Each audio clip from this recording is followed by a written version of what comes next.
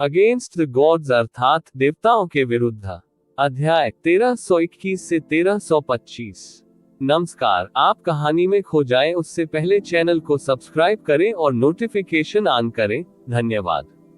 अध्याय 1321। स्वर्गीय कानून क्लेश बिजली कला ब्लू विंड इंपीरियल सिटी के ऊपर आसमान में एक लाल आकृति अस्तित्व में आई। फेंग जुएर ने बड़े गंदे लाल रंग के वस्त्र पहने हुए थे जो आग की ज्वाला की तरह उसके चारों ओर घूम रहे थे।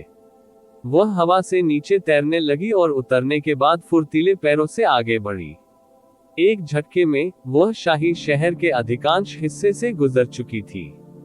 शाही महल में प्रवेश करने पर फेंग जुएर कैंग यू के सामने पहुंचे, जो उसका इंतजार कर रहे थे। कैंग यू ने अपना सिर उठाया और हल्की सी मुस्कान दी। जुएर, तुम आ गए।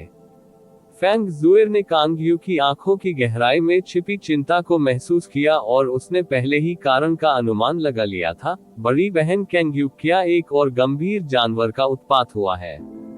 कैंग यू ने अपना सिर झुकाया। ये तांडव मौत की बंजर भूमि के पूर्वी हिस्से में हो रहा है और इस बार यह काफी बड़ा है।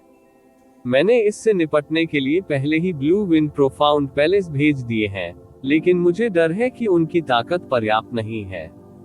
मैं समझता हूँ। फेंग जुएर ने कैंग यू के इरादों को तुरंत समझ लिया, जिसमें ये भी शामिल था कि उसने ब्लू विंड प्रोफाउंड पैलेसेस के गहन चिकित्सकों को भी क्यों सक्रिय किया था।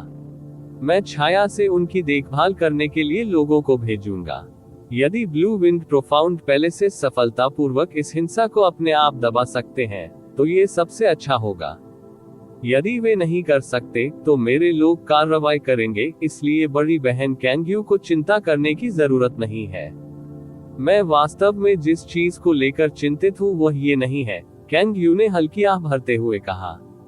ये पहले से ही 6 महीने की अवधि में छठी बार हुआ है और आखिरी बार ऐसा आधे महीने पहले हुआ था। ये गंभीर जानवर न केवल अपना क्षेत्र छोड़ रहे हैं, बल्कि उनका स्वभाव भी असाधारण रूप से हिंसक और चिड़चिड़ा हो गया है। मुझे चिंता है कि यह किसी प्रकार का अपशकुन है। मुझे भी ऐसा ही लगता है, फेंग जुएर ने उत्तर दिया। इसके अलावा कुछ ऐसा है जो मैं बिग सिस्टर को भी बताने वाला था। केवल 6 घंटे पहले मायावी दानव क्षेत्र में भी इसी तरह का एक भयानक जानवर का तांडव हुआ था। क्या? कैंग यू इस खबर से काफी सदमे में था। वह स्थान जहां ये हुआ वह फ्लावर मिस्ट डोमेन के पूर्व में था, और यह इल्यूसरी डेमन क्षेत्र का सबसे पूर्वी भाग भी है। कैंग यू की नाजुक भौं चिंता से बुरी तरह तन गई। इससे पहले कि वह धीरे से बोली, ऐसा लगता है कि यह निश्चित रूप से एकमात्र संयोग नहीं है। Blue wind nation profound sky महाद्वीप के पूर्वी भाग में स्थित था। इसके अलावा जिस स्थान पर भयंकर जानवरों का तांडव शुरू हुआ था, वह फ्लोटिंग क्लाउड सिटी का सबसे पूर्वी हिस्सा भी था। पहली बार के बाद ही उपद्रव पश्चिम की ओर फैलने लगा। इल्यूसरी दानव क्षेत्र में भी इसी तरह का गहन पशु उत्पात हुआ था और जिस स्थान पर यह हुआ था वह भी इसके पूर्वी हिस्से में स्थित था। यदि यह अजीब स्थिति केवल ब्लू विंड नेशन के पूर्वी हिस्से में होती तो ठीक होता, लेकिन अब यह मायावी दानव क्षेत्र के पूर्वी भाग में भी घटित हुआ था, जो कि गहरे आकाश महाद्वीप से बहुत दूर था। यदि यह उसी कारण से था, तो इस आपदा का प्रभाव क्षेत्र बहुत ही भयानक था। दोनों लोगों ने एक ही समय में पूर्व की ओर अपनी निगाहें डाली, और भले ही वर्तमान फेंग जुएर ने पहले ही दिव्य मार्ग के दायरे में कदम रख लिया था, फिर भी उसे बेचैनी की भावना महसूस हुई। कल मैं व्यक्तिगत रूप से पूर्वी समुद्री क्षेत्र में उतरूंगा और 50,000 किलोमीटर चौड़े क्षेत्र का निरीक्षण करूंगा। बड़ी बहन कयई और उनके लोग भी इस मामले को बहुत गंभीरता से ले रहे हैं, इसलिए मेरा मानना है कि सच्चाई बहुत पहले ही सामने आ जाएगी। बड़ी बहन कैंग यू, आपको इतना चिंतित होने की जरूरत नहीं है, फेंग जुएर ने उसे सांत्वना देने के लिए कहा। आमीन। तो फिर मैं इसे जुएर और कयई पर छोड़ दूंगा। ब्लू विंड इंपीरियल सिटी छोड़ने पर फेंग जुएर की खूबसूरत आंखें कई डिग्री अधिक केंद्रित और गंभीर हो गईं। पूरे क्षेत्र के इतने बड़े जानवरों के अचानक अपना स्वभाव बदलने और उन्मत्त तथा हिंसक होने का सबसे संभावित कारण ये था कि उन्हें कुछ ऐसा महसूस हुआ था जिसके कारण वे अत्यधिक भयभीत हो गए थे। लेकिन फेंग जुएर पहले व्यक्ति थे जिन्होंने प्रोफाउंड स्काई कॉन्टिनेंट के इतिहास में वास्तव में दिव्य मार्ग में कदम रखा था। उसके वर्तमान स्तर को देखते हुए पूरे प्रोफाउंड स्काई कॉन्टिनेंट में कोई भी उसकी बराबरी नहीं कर सकता था, इसलिए ऐसा कोई कारण नहीं था कि वह किसी भी आभा या ऊर्जा का पता लगाने में सक्षम न हो, इन कमजोर गहरे जानवरों को प्रभावित करे। लेकिन वह व्यक्तिगत रूप से हर उस क्षेत्र में गई थी जहां गहन पशु उत्पात हुआ था, फिर भी उसे कुछ भी पता नहीं चला था, न ही उसे कोई असामान्य आभा या ऊर्जा महसूस हुई थी। इस प्रकार की अजीब अज्ञात मात्रा निस्संदेह सबसे भयानक प्रकार थी, और इसने वास्तव में उसे कैंग यू या किसी और की तुलना में कहीं अधिक गहरी बेचैनी महसूस कराई थी। मुझे ये सब सावधानीपूर्वक जांचना होगा, फेंग जुएर ने खुद से बुदबुदाया। इस समय उससे अचानक कुछ याद आया, उसकी नजर सुदूर पूर्व की ओर चली गई। बिग ब्रदर यू ने कहा कि प्रोफाउंड स्काई कॉन्टिनेंट के पूर्व में 5 लाख किलोमीटर से अधिक दूर एज्योर क्लाउड कॉन्टिनेंट नामक एक जगह है। क्या इसका उस जगह से कुछ लेना देना हो सकता है? अपनी बुदबुदाती बातचीत समाप्त करने के बाद वह अपनी आंखें कहीं और घुमाने ही वाली थी कि ऊपर अतुलनीय दूर के आकाश से एक लाल रंग का तारा उसकी आंखों में चमक उठा। ये सिर्फ एक क्षणिक फ्लैश था, लेकिन इसने लोहे की सुई की तरह उसकी आंखों की गहराई में तेजी से वार किया था, जिससे उसने अनजाने में अपनी फीनिक्स आंखों को दूसरी ओर मोड़ लिया था। साथ ही उसे स्पष्ट रूप से ऐसा महसूस हुआ जैसे कि वह उसकी आत्मा का हिस्सा हो। उसके पूरे शरीर में एक ऐसी बर्फ फैल गई थी जिसका वर्णन करना कठिन था। वह था, उसने तुरंत अपनी नजर फिर से पूर्व की ओर कर ली, लेकिन भले ही उसने सीधे आकाश की ओर देखा और बहुत देर तक अपनी आंखों से उसे खोजा, वह उस तारे को फिर से नहीं देख पाई, जो कि लाल रंग की रोशनी से चमक रहा था। क्या उससे गलती हुई थी?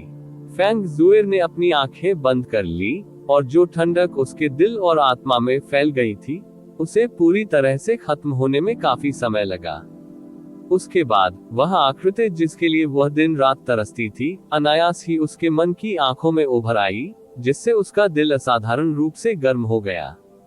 4 साल पहले ही हो चुके थे, जब वह अतीत में फीनिक्स पर्चिंग वैली में अकेले रुकी थी, तो कितना भी समय बीत जाने के बावजूद उसे अकेलापन महसूस नहीं हुआ था। लेकिन ये 4 साल उसके लिए बेहद लंबे लग रहे थे। बिग ब्रदर यू, 1 साल और आप वापस आ जाएंगे। मैं प्रार्थना करता हूँ कि आप निश्चित रूप से सुरक्षित घर लौट आएंगे। पश्चिमी दिव्य क्षेत्र, ड्रैगन गॉड क्षेत्र, संसार की निषिद्ध भूमि, समसारा की पवित्र भूमि, जो प्राचीन काल से शांत थी, अब गड़गड़ाहट के कारण होने वाले विस्फोटों से हिल रही थी। युनचे का शरीर हवा में तैर रहा था क्योंकि यह पूरी तरह से भयंकर चमकती बिजली के बैंगनी रंग के समुद्र में डूबा हुआ था। उसके हाथ की एक लहर के बाद लाखों बैंगनी रोशनी फुसफुसाए और गुर्राने लगी, और उन बैंगनी रोशनी में से हर एक न केवल भयावह और चमकदार लग रही थी, बल्कि उनमें स्पष्ट रूप से एक आश्चर्यजनक स्वर्गीय शक्ति भी समाहित थी। एक विशाल सफेद बाधा ने यूचे के चारों ओर की जगह को पूरी तरह से घेर लिया था, और बिजली चाहे कितनी भी तेज क्यों न हो और उसे कितना भी फाड़ दे, वह एक दरार भी नहीं खोल पा रही थी, समसारा की निषिद्ध भूमि के एक टुकड़े को भी नुकसान नहीं पहुंचा पा रही थी।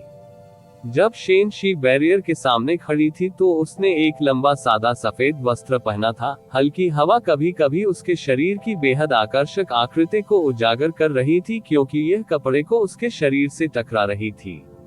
उसकी रेशमी छाती हवा में उठी हुई थी, उसकी त्वचा बर्फ और बर्फ की तरह सफेद और चमकदार थी, और उसका चेहरा एक दिव्य की तरह आश्चर्यजनक रूप से सुंदर था। वह चुपचाप खड़ी होकर बैरियर के अंदर युनचे को देख रही थी, और ऐसा लग रहा था मानो उसकी पूरी छवि पवित्र रोशनी में नहा गई हो, जिससे महान पवित्रता और पवित्रता झलक रही हो जिसे शब्दों में बयां करना मुश्किल है। हे लिंग शांत पैरों से उसके पास आया, उसके हाथ में सफेद रोशनी का एक समूह था। उस सफेद रोशनी के भीतर स्पिरिट लिक्विड की एक बूंद थी। भले ही ये केवल एक बूंद थी, इसमें हे लिंग के एक दिन और एक रात के श्रम का केंद्रित प्रयास शामिल था। उसने युनचे की ओर देखा, उसकी आंखों में एक अजीब सी रोशनी चमक रही थी, और वह ये कहने से खुद को नहीं रोक सकी, मास्टर, वह वास्तव में अद्भुत है। शेन शी की नजर यू चे की आकृति से दूर नहीं गई। उसने केवल सहमति का हल्का सा सिर हिलाते हुए कहा, वह वास्तव में हर मामले में एक पूर्ण राक्षस है। हे लिंग ने फीकी मुस्कान के साथ कहा, मास्टर हाल ही में अक्सर उनकी प्रशंसा कर रहे हैं। जब भी उसने हाल ही में शेनशी को यून चे की प्रशंसा करते सुना, तो उसे अजीब तरह से अपने दिल में एक तरह की खुशी का एहसास हुआ। वह नहीं जानती थी कि ऐसा इसलिए था क्योंकि उसके शरीर में ही लिन की सारी उम्मीदें थी, या क्या वह बहुत पहले ही ऐसा कर चुकी थी, अपने भाग्य को अपने भाग्य से जोड़ने का निर्णय लिया। एक तरफ स्वर्गीय कानून क्लेश बिजली है जिसे कोई भी नियंत्रित करने में सक्षम नहीं है, दूसरी तरफ एक सामान्य और सामान्य पर्पल क्लाउड आर्ट है। फिर भी वह त्रुटिहीन और पूरी तरह से दोनों को विलय करने में सक्षम था, और वह यहाँ तक कि सक्षम भी था उस पर ऐसी आश्चर्यजनक स्वर्गीय शक्ति उत्पन्न करना। शेन शी के स्वभाव और स्तर को देखते हुए यू चे निश्चित रूप से इतिहास में पहले व्यक्ति थे जिन्हें उनसे इतनी अधिक प्रशंसा मिली थी। गंभीर कला का जन्म और निर्माण एक बेहद कठिन काम है। इसे पूर्ण माना जाने से पहले आमतौर पर दसियों पीढ़ियों के प्रयास की आवश्यकता होगी। भले ही यू चे ने इस कला को स्वयं नहीं बनाया था, लेकिन हर चीज को मिलाने और बदलने की अत्यधिक जटिलता को देखते हुए यह इसे स्वयं बनाने से अलग नहीं था। इसके अलावा उन्होंने इसे इतनी हद तक पूरा करने के लिए केवल इतना कम समय, यहाँ तक कि 1 वर्ष भी नहीं, का उपयोग किया है। उनके जैसा अस्तित्व शायद इस ब्रह्मांड में अद्वितीय है, शायद कोई दूसरा व्यक्ति नहीं ढूंढ पाएगा उसके जैसे। शेन शी के शब्द से वुड स्पिरिट लड़की की आंखों में अजीब रोशनी और भी तेज हो गई। कोई आश्चर्य नहीं कि स्काई पॉइजन पल ने उसे अपने मालिक के रूप में पहचान लिया। शेन शी ने बगल की ओर देखा और वुड स्पिरिट गर्ल की प्रोफाइल को देखा। लिंगर 3 और दिनों में उसके शरीर पर Brahma soul death wishing mark पूरी तरह से मिट जाएगा। उद्धरण चिन्ह ... हे लिंग उन शब्दों से स्तब्ध रह गया। उस चौंका देने वाली चीख के बाद जिस हाथ में स्पिरिट लिक्विड था वह अनजाने में थोड़ा पीछे हट गया और उसने अनजाने में पूछा, इतनी जल्दी? मैंने भी नहीं सोचा था कि यह इतनी जल्दी हो जाएगा। शेनशी ने धीमी आवाज में कहा, जैसे कि वह खुद से बड़बड़ा रही हो, क्योंकि उसकी खूबसूरत आंखों में जटिलता कई डिग्री बढ़ गई थी। जीवन का दिव्य चमत्कार वर्तमान ब्रह्मांड में उच्चतम स्तर की ईश्वरीय कला की रचना थी। सृजन देवी ली सुओ की प्रकाश मूल शक्ति के बिना और किसी भी प्रकाश पवित्र नसों के बिना, यदि कोई नश्वर मानव इसे विकसित करने के लिए अपनी शक्ति पर भरोसा करना चाहता है, तो ये स्वर्ग तक पहुंचने जितना कठिन होगा। यून चे के पास दुष्ट भगवान की गहरी नसें थी, इसलिए जब जीवन के दिव्य चमत्कार को विकसित करने की बात आती थी तो स्तर में कोई बाधा नहीं थी, और शेनशी की नजर में उसके पास इसे पूरे ब्रह्मांड में विकसित करने का सबसे आसान समय होगा। वह शायद एकमात्र व्यक्ति था जो वास्तव में जीवन का दिव्य चमत्कार विकसित कर सकता था, इसलिए उसे उससे बहुत अधिक आशाएं और अपेक्षाएं थी। फिर भी ये बहुत अधिक आशाएं और अपेक्षाएं केवल उस हद तक थी जितनी उसे आशा थी कि वह था 1 वर्ष के भीतर रहस्यों को सुलझाना शुरू करने में सक्षम। लेकिन यून चे की समझने की क्षमता की भयावहता ने उसके जीवन में अर्जित किए गए सभी ज्ञान और अनुभव को पूरी तरह से नष्ट कर दिया था। उसने जीवन के दिव्य चमत्कार के आधे हिस्से को विकसित करने के लिए कई हजारों वर्षों का उपयोग किया था, लेकिन यू चे ने केवल 6 महीने का उपयोग किया था। इसके अलावा पहली छमाही को आधार मानकर उन्होंने 3 छोटे महीनों के भीतर बाद की छमाही को पूरी तरह से समझ लिया था। जब उन्होंने दोहरी खेती की तो सबसे पहले वही थी जिसने यू चे की प्रकाश गहन ऊर्जा का मार्गदर्शन किया था, लेकिन बाद में यह यू चे ही थी जो उसका मार्गदर्शन कर रही थी, क्योंकि उसने उसे जीवन के दिव्य चमत्कार के उत्तरार्थ को और भी तेजी से समझने में मदद की थी। गति जीवन का दिव्य चमत्कार हर जीवित प्राणी को बचा सकता है, हर जीवित चीज को शुद्ध कर सकता है, और यह धीरे धीरे एक व्यक्ति को एक पवित्र शरीर भी देगा जिस पर किसी भी बुराई का आक्रमण नहीं हो सकता है। हल्की गहरी ऊर्जा रखने के बाद यू चे उन निशानों को महसूस करने में सक्षम हो गया था जो Brahma soul death wishing mark ने उसके शरीर के अंदर छोड़े थे। लेकिन जीवन के दैवीय चमत्कार के उस अचानक रहस्योद्घाटन के बाद उन्होंने हर दिन खुद को ब्रह्मा आत्मा के मृत्यु चाहने वाले निशान से साफ करना शुरू कर दिया था, और प्रकाश के दैवीय चमत्कार की अपनी पूरी समझ का पालन करते हुए जिस गति से उन्होंने अपने शरीर को साफ किया था, ये तेजी से और तेजी से बढ़ गया था। वर्तमान में उनकी वर्तमान प्रकाश गहन ऊर्जा को देखते हुए भले ही उन्होंने कुछ भी नहीं किया, फिर भी Brahma soul death wishing mark धीरे धीरे हटा दिया जाएगा। अब से उसे कभी भी Brahma soul death wishing mark या किसी अन्य शाप से आने वाली शाप शक्ति से डरने की जरूरत नहीं होगी, भले ही यह एक पावरहाउस था जो कियाने के स्तर पर था जिसने उसे इसके साथ प्रभावित करने का प्रयास किया था।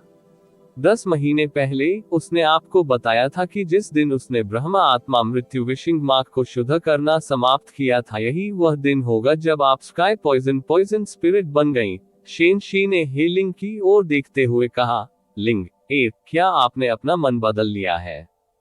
शुरुआती झटके और थोड़ी सी अनिश्चितता दूर हो जाने के बाद वुड स्पिरिट लड़की की आंखें एक दृढ़ और लगातार चमकती रहीं। लिंग निश्चित रूप से पछतावा नहीं होगा। शेन शी को हे लिंग की बातों पर जरा भी आश्चर्य नहीं हुआ। उसने धीमी और नम्र आवाज में कहा, स्काई पॉइजन पल ने उसे अपने स्वामी के रूप में नहीं पहचाना, वह उसके साथ विलीन हो गया जबकि वह कोई आत्मा नहीं थी। दूसरे शब्दों में, वर्तमान स्काई पॉइजन पल उसके शरीर का एक हिस्सा है, इसलिए जब आप स्काई पॉइजन आत्मा बन जाएंगे तो आप भी उसकी जहर आत्मा बन जाएंगे। इसके बाद आप हमेशा उसके साथ रहेंगे, उस पर भरोसा करेंगे, और इसके बाद आपका जो भी भाग्य और जीवन होगा वह उसके द्वारा तय किया जाएगा। लिंग समझता है। हे लिंग की आंखें अभी भी उतनी ही दृढ़ हैं जितनी शुरुआत में थी। शेन शी ने बहुत धीमी आवाज में बोलने से पहले अपना सिर हल्का सा हिलाया। लिंग, मुझे विश्वास है कि वह बदला लेने में आपकी मदद करेगा और वह आपके साथ अच्छा व्यवहार भी करेगा। आपके जीवन में उनका आगमन न केवल आपके लिए मुक्ति का एक रूप है, बल्कि यह स्वर्ग द्वारा आपको दिया गया मुआवजा भी है। बूम, एक बहुत बड़ा विस्फोट जिसे बैरियर भी रोकने में असमर्थ था, हवा में गूंज उठा। स्वर्गीय शक्ति बढ़ने पर हजारों बिजली के बोल्ट बैरियर के भीतर फट गए। यू चे आस्तीन और लंबे बाल हवा में बेतहाशा लहरा रहे थे और उससे एक भव्य आभा निकल रही थी, मानो वह धरती पर उतर रहा कोई वज्र देवता हो। इसके अलावा एक बार जब उसने अपनी दोनों बाहें एक साथ रख दी तो तेजी से बढ़ती क्लेश वाली बिजली तेजी से पीछे हट गई, और 2 सांसों की छोटी सी अवधि के भीतर बिजली का कोई छोटा सा भी निशान बचे बिना ये पूरी तरह से गायब हो गई थी। भले ही यह स्वर्गीय कानून क्लेश बिजली थी, फिर भी वह इसे अतुलनीय प्राकृतिक तरीके से हेरफेर और नियंत्रित कर सकता था। यू चे के लंबे बाल उसके कंधों के आसपास गिरे हुए थे। उसने अपना हाथ बढ़ाया और अपनी हथेली की ओर देखा। उसके चेहरे पर एक छोटी और संतुष्ट मुस्कान दिखाई दी। अंततः चमेली, यदि आप इसे देख सकें तो आप निश्चित रूप से बहुत खुश होंगी। जब वह स्टार गॉड दायरे में था तो जैस्मीन ने यूनचे को यून परिवार की पर्पल क्लाउड कला के साथ स्वर्गीय कानून क्लेश बिजली को संयोजित करने की सलाह दी थी, क्योंकि भले ही पर्पल क्लाउड कला निचले दायरे से केवल एक सामान्य गहन कला थी, लेकिन यह थी यू परिवार के 10,000 साल के इतिहास में विकसित हुआ, इसलिए यह निस्संदेह बिजली की गहन कला थी जो यू परिवार की गहरी नसों के लिए सबसे उपयुक्त थी। उन्होंने इसे हेवनली लॉ ट्राइब्यूलेशन लाइटनिंग आर्ट नाम भी दिया था। जैस्मीन की बातें यू चे के दिल में बस गईं। इस अवधि के दौरान उन्होंने हर दिन शेन शी के साथ मिलकर जीवन के दिव्य चमत्कार को विकसित किया और समझा। जीवन के दिव्य चमत्कार के अध्ययन के बाद वह जो प्रकाश गहन ऊर्जा उत्पन्न कर सकता था वह भी बदलती रही, और यहाँ तक कि उसके दिल और आत्मा पर भी प्रभाव पड़ा, क्योंकि वे शांत और शांत हो गए थे। इस प्रकार की परिस्थितियों में उन्होंने अंततः जैस्मीन द्वारा वर्णित हेवनली लॉ क्लेशुलेशन लाइटनिंग आर्ट को संयोजित करना शुरू कर दिया, और अब लगभग 10 महीने बीत चुके थे। पर्पल क्लाउड आर्ट में सबसे मजबूत निश्चित तकनीक nether prison lightning emperor formation के सफल परिवर्तन के बाद स्वर्गीय कानून क्लेश बिजली का उपयोग करते हुए उनकी हेवनली लॉ क्लेशेशन लाइटनिंग आर्ट ने अंततः आकार ले लिया था। आप ऑडियो बुक्स 108 देख रहे हैं। धोखेबाजों से सावधान रहें। भले ही यह पूरा होने से कोसों दूर था, लेकिन दुनिया की नजर में 10 महीने की छोटी सी अवधि में इतना कुछ कर पाना पहले से ही एक चमत्कारी उपलब्धि थी। यहाँ तक कि जो युनचे को सबसे ज्यादा समझती थी, जैस्मीन, उसने भी नहीं सोचा होगा कि वह इतने कम समय में पूर्णता के इस स्तर तक पहुंच सकती है। आखिरकार यह उन लक्ष्यों में से एक था जो उसने युनचे को दिया था, अनंत स्वर्ग मोती में 3000 वर्ष को ध्यान में रखते हुए। रिपोर्ट अध्याय टिप्पणियां अध्याय 1322 अंततः एक दिव्य राजा बनना शेनशी द्वारा बनाई गई बाधा गायब हो गई। उसके बाद युनचे आसमान से उतरा और अपने उत्साह में उसने गलती से अपने नीचे स्पिरिट फूलों के एक टुकड़े को रौंद दिया। वह तुरंत नीचे झुक गया, उसके हाथ में हल्की गहन ऊर्जा का संचार हो रहा था। उसके बाद सफेद रोशनी का एक समूह छा गया उसके नीचे फूलों का टुकड़ा, और वे कुचले हुए आत्मिक फूल तुरंत उन जीवित प्राणियों की तरह सीधे हो गए जो अपनी नींद से जाग गए थे। इसके अलावा वे जीवन शक्ति और जोश से चमक उठे जो पहले से भी अधिक जीवंत था, यहाँ तक कि मूल रूप से आधे बंद फूलों की कलियां भी धीरे धीरे खिलने लगीं।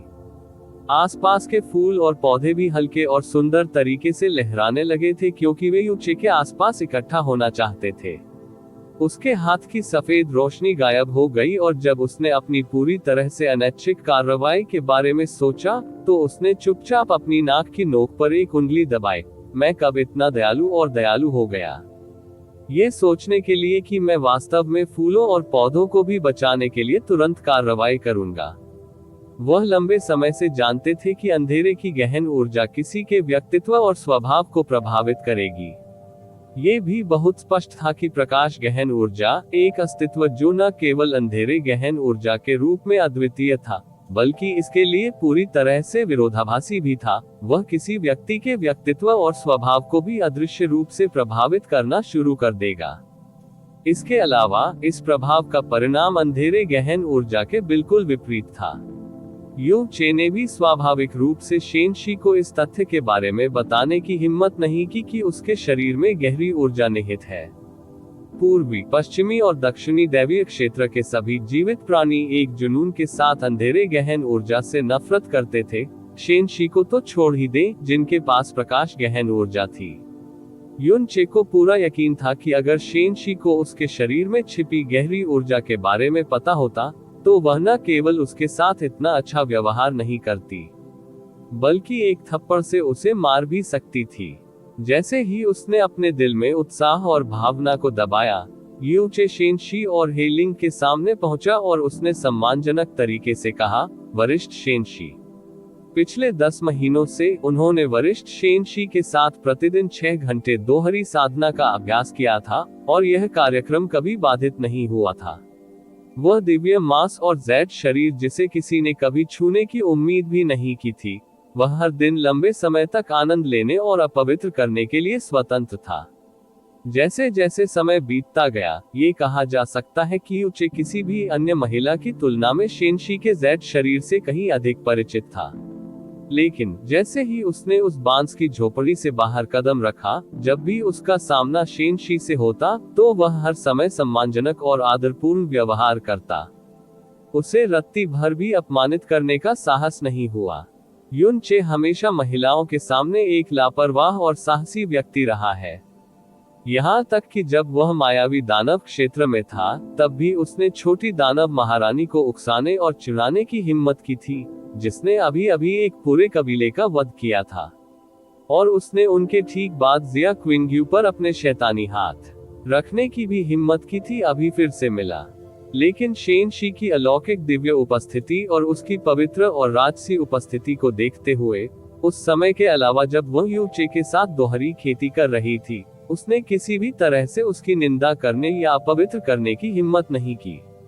न केवल वह उसके सामने ईमानदार और अच्छा व्यवहार करने वाला था, बल्कि उसने सीधे उसकी आंखों में देखने की हिम्मत भी नहीं की। शेनशी ने बर्फीला हाथ बढ़ाया और हेलिंग के पास मौजूद स्पिरिट लिक्विड को वापस ले लिया। युनचे, पहले अपने रक्त के प्रवाह और अपनी ऊर्जा को नियंत्रित करो। उसके बाद बांस की झोपड़ी के केंद्र की ओर बढ़ें। युन चे उन शब्दों से कुछ देर के लिए स्तब्ध रह गया। उसके बाद वह बहुत कठिनाई और अजीबता के साथ बोलने में कामयाब रहे, ओह वो, क्या हमने आज पहले से ही दोहरी साधना का अभ्यास नहीं किया है? हालांकि हे लिंग अच्छी तरह से जानता था कि यू चे और शेनशी हर दिन 6 घंटे उस बांस की झोपड़ी में क्या कर रहे थे, जब उसका सामना 2 शब्दों दोहरी खेती से हुआ जो यू चे के मुंह से निकले थे। लाल वुड स्पिरिट गर्ल के कोमल चेहरे पर तुरंत बादल छा गए जब उसने घबराकर दूसरी ओर देखा। इसका दोहरी खेती से कोई लेना देना नहीं है। शेनशी की खूबसूरत आंखें हमेशा की तरह स्पष्ट और पवित्र रहीं। इन 10 महीनों के दौरान आपने मेरी महत्वपूर्ण इनको परिष्कृत करना समाप्त कर दिया है। आपके स्वयं के सुधार और आपके दिल में शांति के अलावा इसका मतलब है कि समय आ गया है।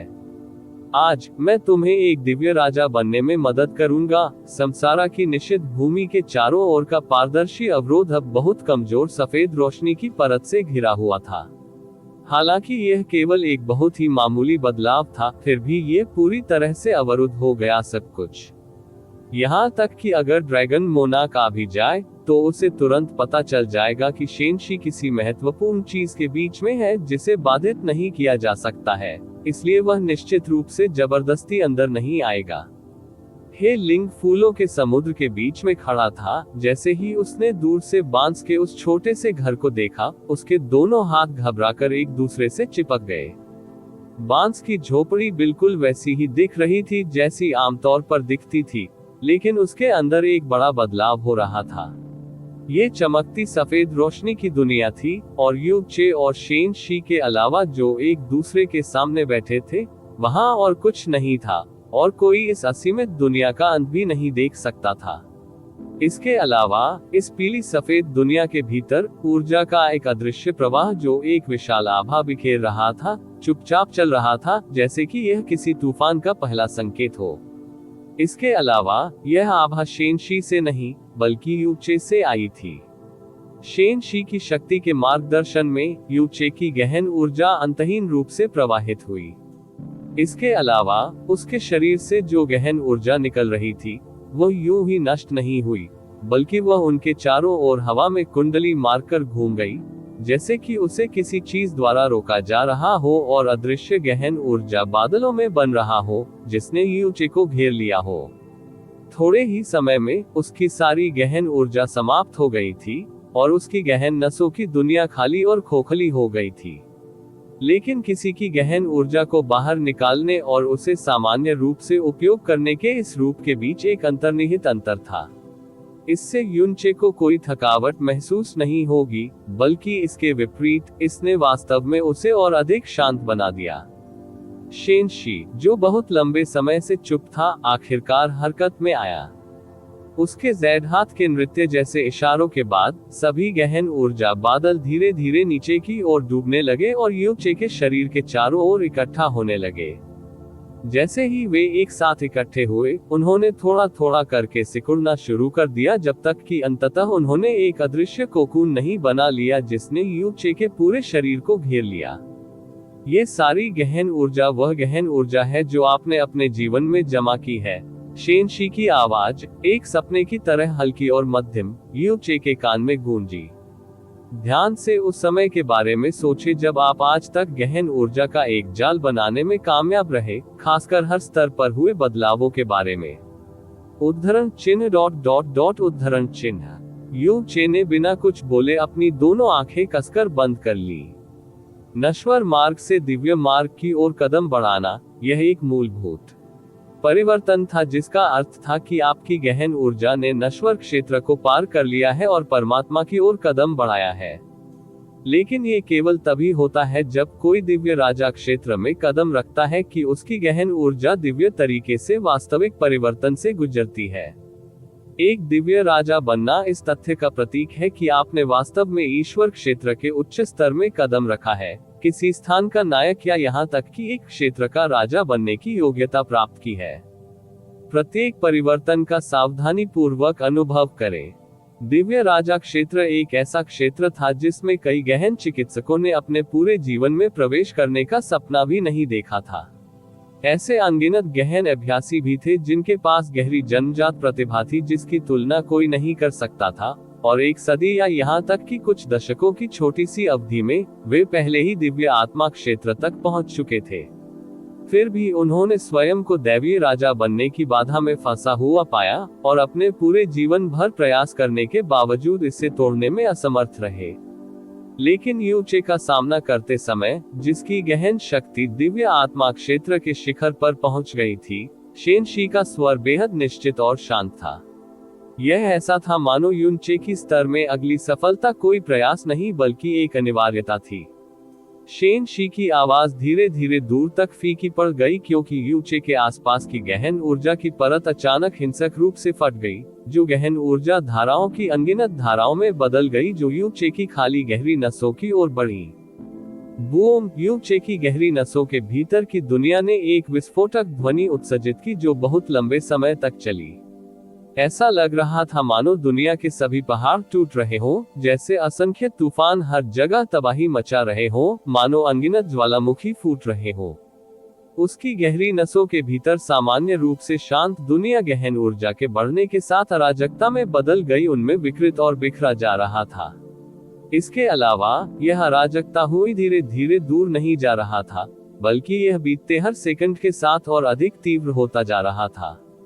मूल रूप से विशाल और उभरती हुई गहन ऊर्जा को अनंत मात्रा में गहन प्रकाश में विघटित होने से पहले अनगिनत टुकड़ों में तोड़ दिया गया था।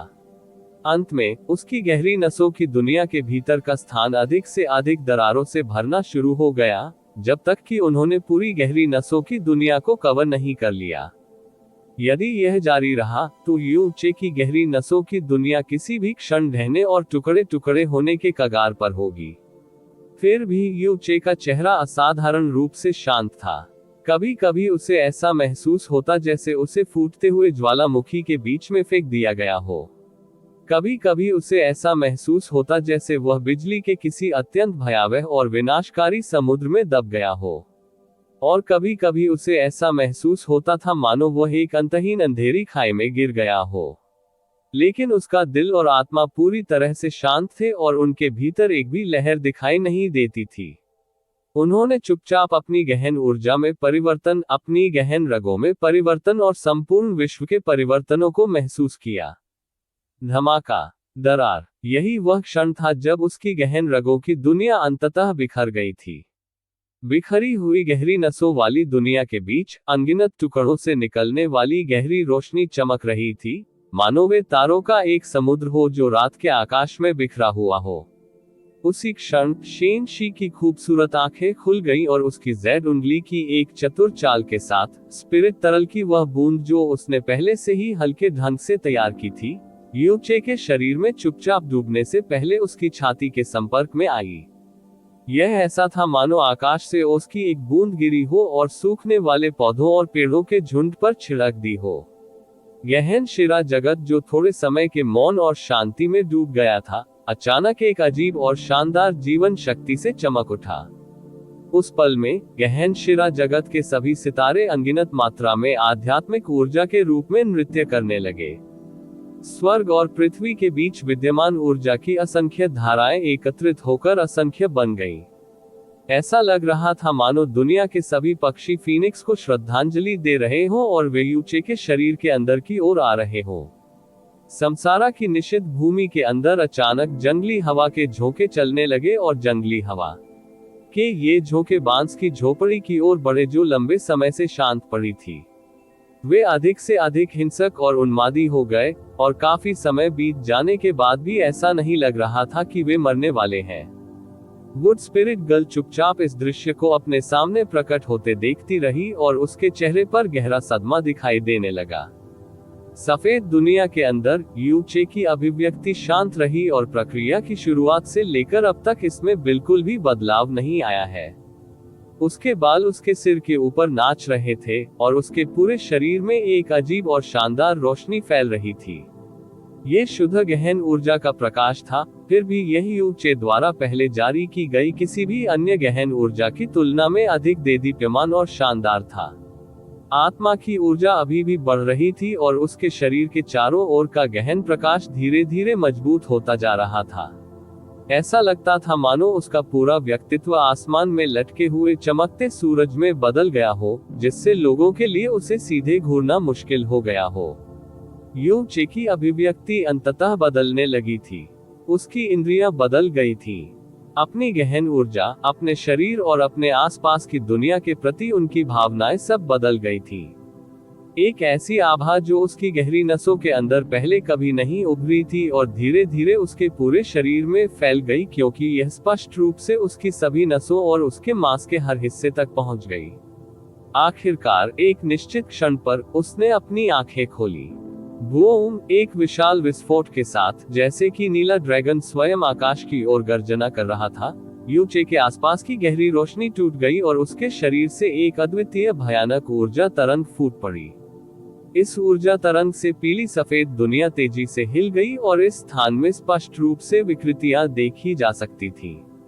शेन शी के रेशमी वस्त्र और लंबे बाल इस ऊर्जा तरंग द्वारा पीछे धकेल दिए गए और उसकी खूबसूरत आंखें खुल गईं और वे यू चे की अपनी नजरों के संपर्क में आ गईं।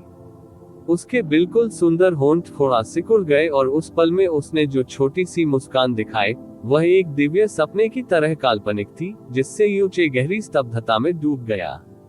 उसके बाद वह अचानक अपने पैरों पर खड़ा हो गया और शेनशी के ऊपर गिर गया। उनकी मानसिक स्थिति के पुनर्जन्म ने उन्हें शेनशी की पवित्र आभा के प्रति सामान्य रूप से रखी गई श्रद्धा को फिर से बनाने के लिए पर्याप्त समय नहीं दिया था। आप उसकी आवाज की आवाज से इस खूबसूरत भ्रम से उबरने की इच्छा न रखते हुए, उसके होंठ आगे बढ़े और शेनशी के थोड़े खुले होठों को कुचल दिया। उसके बाद उसने हिंसक रूप से उसके बाहरी वस्त्रों को फाड़ दिया, जिसके टुकड़े हवा में नाच रहे थे, उन कोमल और सुंदर आकृतियों को पूरी तरह से उजागर कर दिया। ये पहली बार था जब वह शेनशी के साथ इतना सशक्त और दबंग था। उसकी स्थिति और किसी भी चीज को भूल गया। उसके कार्यों के परिणाम, स्प्रिट तरल की वह बूंद यूनचे की सफलता का कारण नहीं बनी। इसके बजाय इसने उसकी सफलता की प्रक्रिया को तेज कर दिया था। अन्यथा यूनचे की अद्वितीय गहन रगों को देखते हुए दिव्य आत्मा क्षेत्र से दिव्य राजा क्षेत्र तक कदम रखने में 10 दिनों से अधिक या शायद 10 दिनों से भी अधिक की आवश्यकता होती।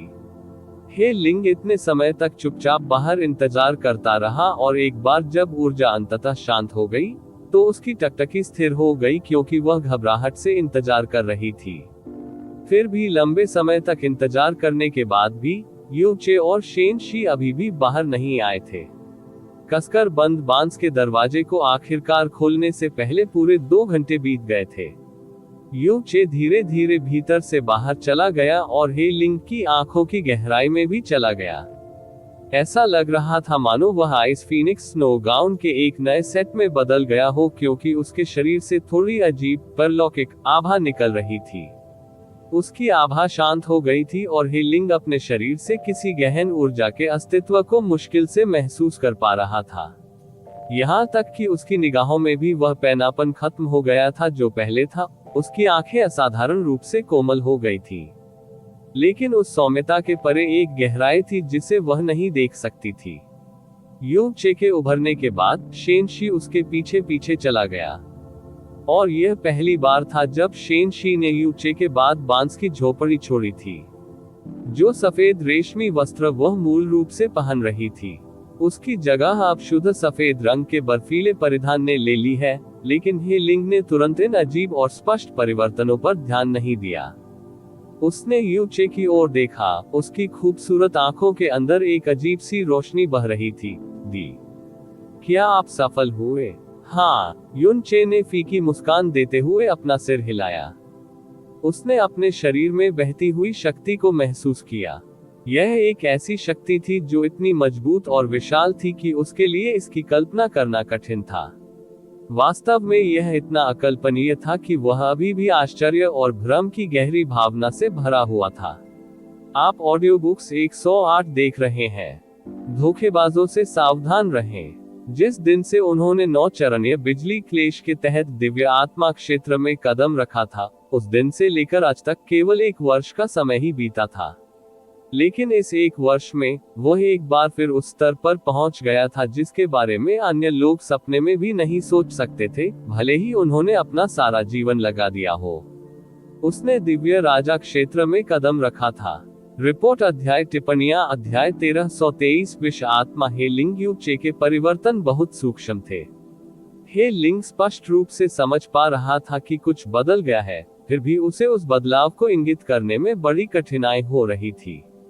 वह बस इतना ही बता सकी कि यह एक शानदार और रहस्यमय अनुभूति थी जो ये संकेत दे रही थी कि यूचे अस्तित्व का एक उच्च स्तर बन गया है।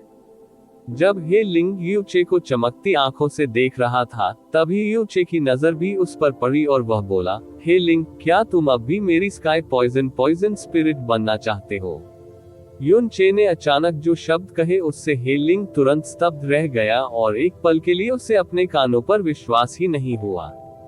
प्रारंभ में वह इस सुझाव के प्रति सबसे अधिक प्रतिरोधी था और वह भी गहराई से समझती थी कि वह इसके प्रति इतना प्रतिरोधी क्यों था।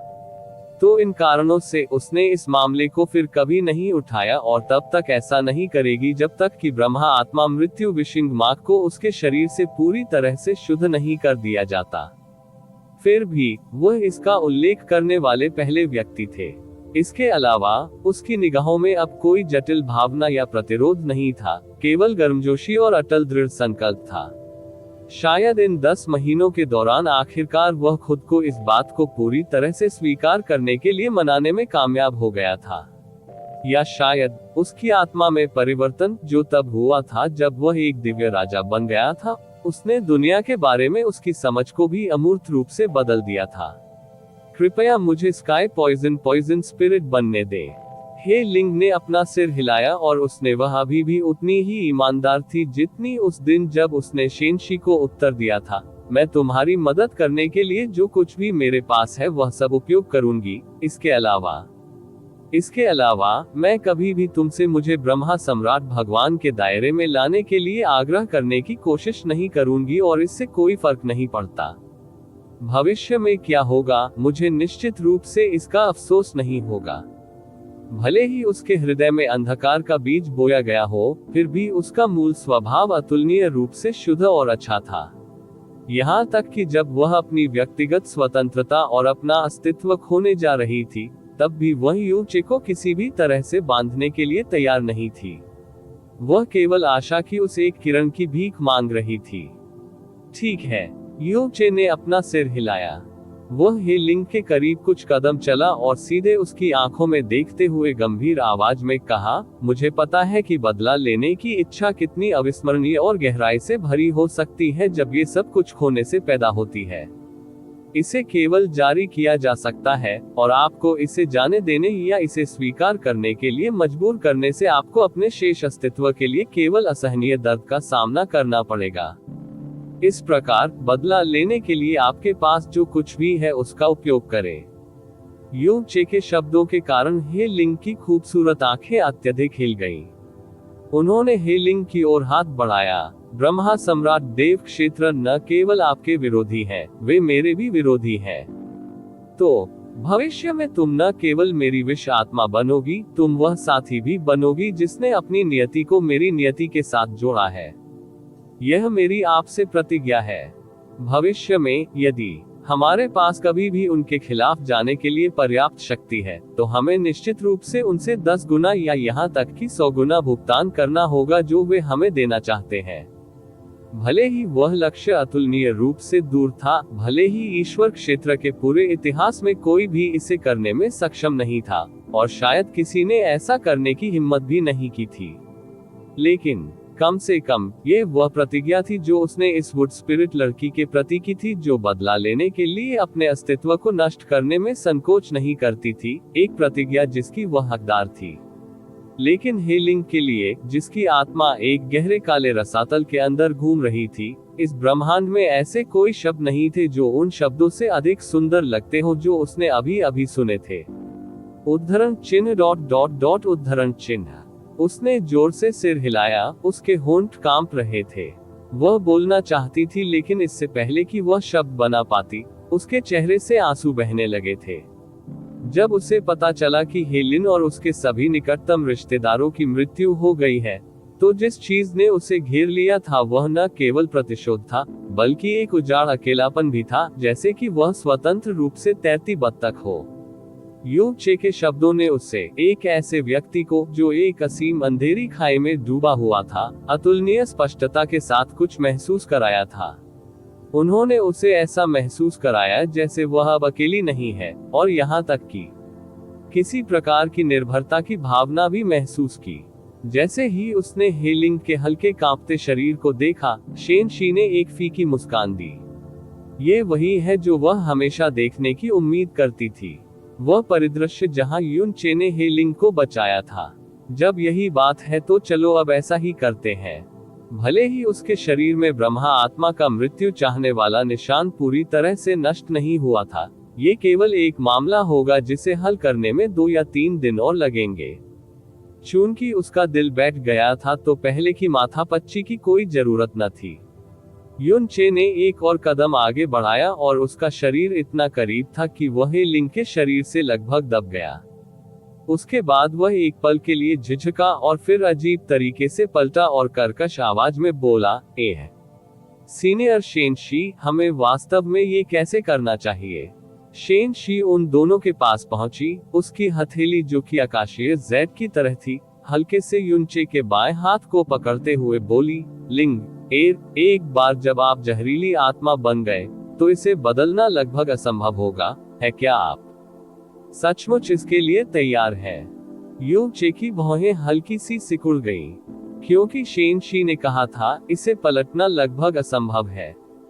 उसने यह नहीं कहा था कि यह पूरी तरह से असंभव था। हे लिंग ने उसके चेहरे पर मौजूद आंसू पोंछे और बिना किसी हिचकिचाहट के सिर हिलाया।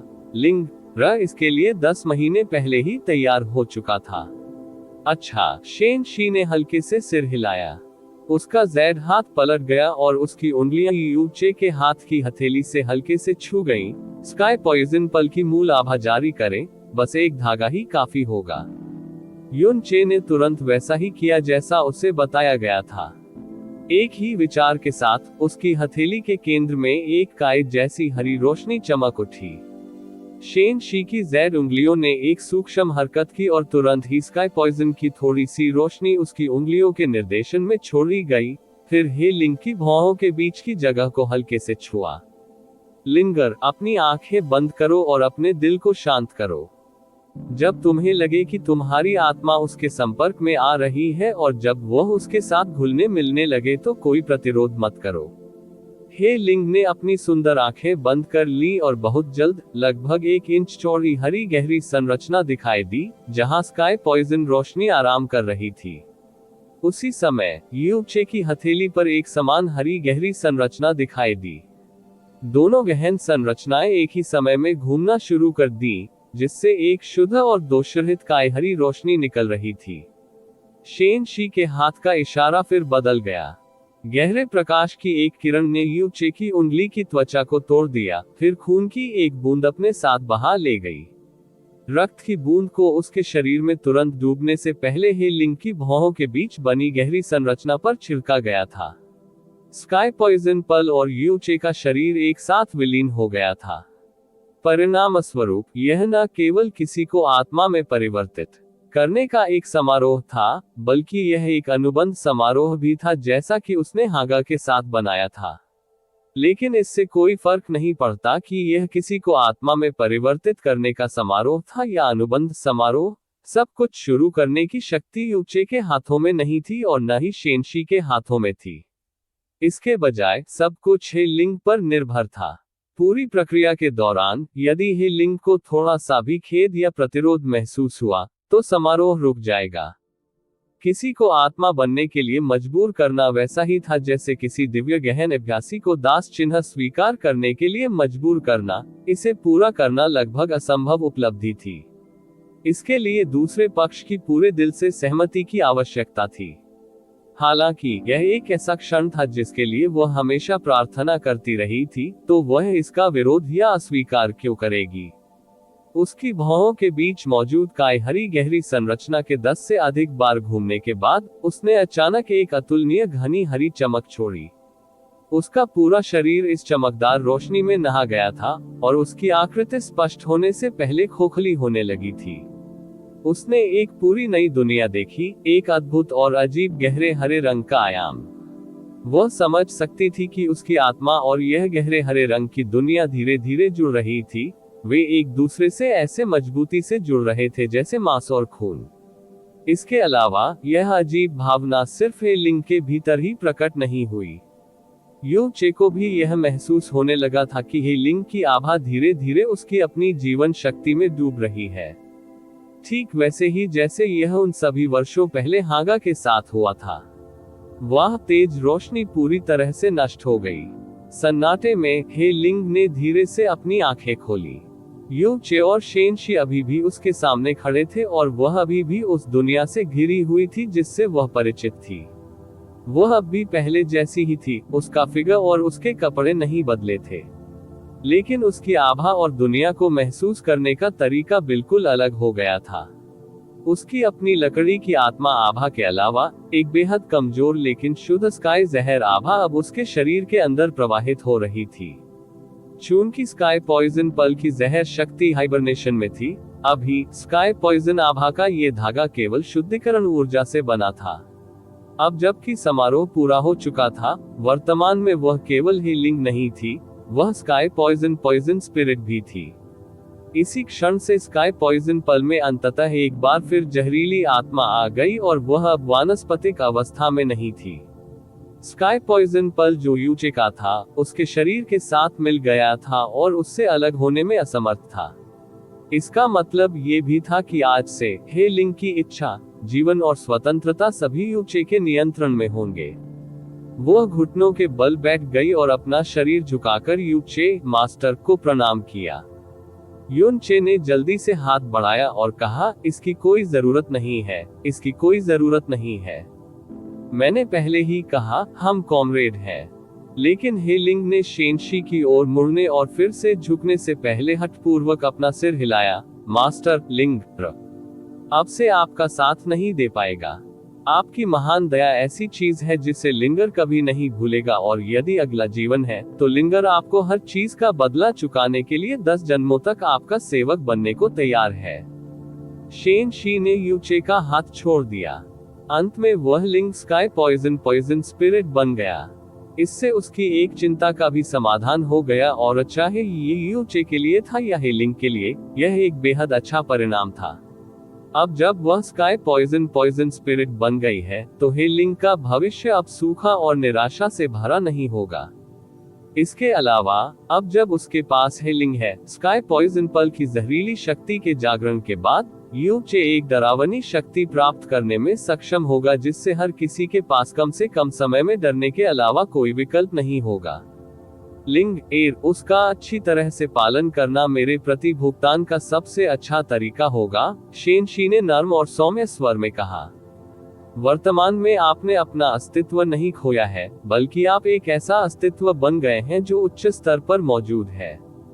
प्रतिशोध अभी भी महत्वपूर्ण है, लेकिन इसके अलावा मेरा मानना है कि जिस व्यक्ति को जीवन का नया पट्टा मिला है, वह कई चीजों की खोज करेगा जो प्रतिशोध से भी अधिक महत्वपूर्ण है। हाँ, लिंग मास्टर द्वारा कहे गए शब्दों को हमेशा याद रखेगा, हे लिंग ने कांपती आवाज में कहा, जबकि उसने अभी भी शेनशी को मास्टर कहा था। यू चे शेनशी ने कहा, आपने अभी अभी दिव्य राजा क्षेत्र में प्रवेश किया है, और न केवल आपकी गहन ऊर्जा अस्थिर है, बल्कि आपने बड़ी मात्रा में यांग ऊर्जा भी खो दी है। तुम्हें आज और अधिक खेती नहीं करनी है। जाओ और अच्छा आराम करो। हाँ, युन चे ने थोड़ी कर्कश आवाज में उत्तर दिया। लिंग भले ही आप पहले से ही स्काई पॉइजन स्पिरिट बन गए हैं, लेकिन आपने रॉयल वुड स्पिरिट के रूप में अपनी क्षमताओं को नहीं खोया है। स्काई पॉइजन पल के भीतर एक रहस्यमय और शानदार दुनिया मौजूद है, और इस जगह पर दिव्य पौधे और स्पिरिट फूल भी स्काई पॉइजन पल की दुनिया के अंदर उगाए जा सकते हैं। अगले कुछ दिनों के दौरान, जब आप अपने नए जीवन के अभ्यस्त हो रहे हो, तो इस स्थान के दिव्य पौधों और आध्यात्मिक फूलों को स्काई पॉइजन पल की दुनिया में लाने का भी प्रयास करें। इसलिए जब आप भविष्य में इस जगह को छोड़ेंगे, तब भी आप अपने नए मास्टर को हर दिन जेड छर्रों और स्पिरिट तरल पदार्थों को परिष्कृत करने में मदद कर सकते हैं। समसारा की निषिद्ध भूमि के भीतर स्पिरिट फूल और रहस्यमय पौधे केवल बहुत शुद्ध वातावरण में ही उगाए जा सकते थे, और भले ही स्काई पॉइजन पल की सबसे मजबूत क्षमता इसकी जहर शक्ति थी, इसके भीतर स्काई पॉइजन आयाम भी एक बेहद शुद्ध दुनिया थी। क्योंकि सबसे चरम जहर हमेशा ब्रह्मांड में सबसे शुद्ध वस्तुओं में से कुछ रहे हैं, दैवीय राजा क्षेत्र में प्रवेश करने के बाद यू चे को अब खेती करने की कोई जल्दी नहीं थी। इसके बजाय उसने हर दिन अपनी नई गहन शक्ति को स्थिर करने में बिताया, जबकि उसने इत्मीनान से मूल रूप से बेहद भयानक Brahma soul death wishing mark से छुटकारा पा लिया। बहुत जल्दी, जैसा कि शेनशी ने कहा था, Brahma soul death wishing mark 3 दिनों के भीतर यू चे के शरीर से पूरी तरह से नष्ट हो गया था और उसका एक भी निशान नहीं बचा था।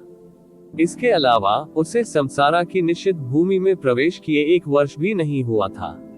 चाहे वह जिया क्विंग्यू हो या म्यू जुआनयन, 2 लोग जो यू चे को Brahma soul death wishing mark से पीड़ित होने के बारे में जानते थे, उनमें से किसी ने भी नहीं सोचा होगा कि यह भयानक अभिशाप इस समय यू चे के शरीर से पूरी तरह से गायब हो जाएगा। लेकिन यू चे का दिल उस समय से कहीं अधिक शांत हो गया था जब उसने संसार की निषिद्ध भूमि में प्रवेश किया था।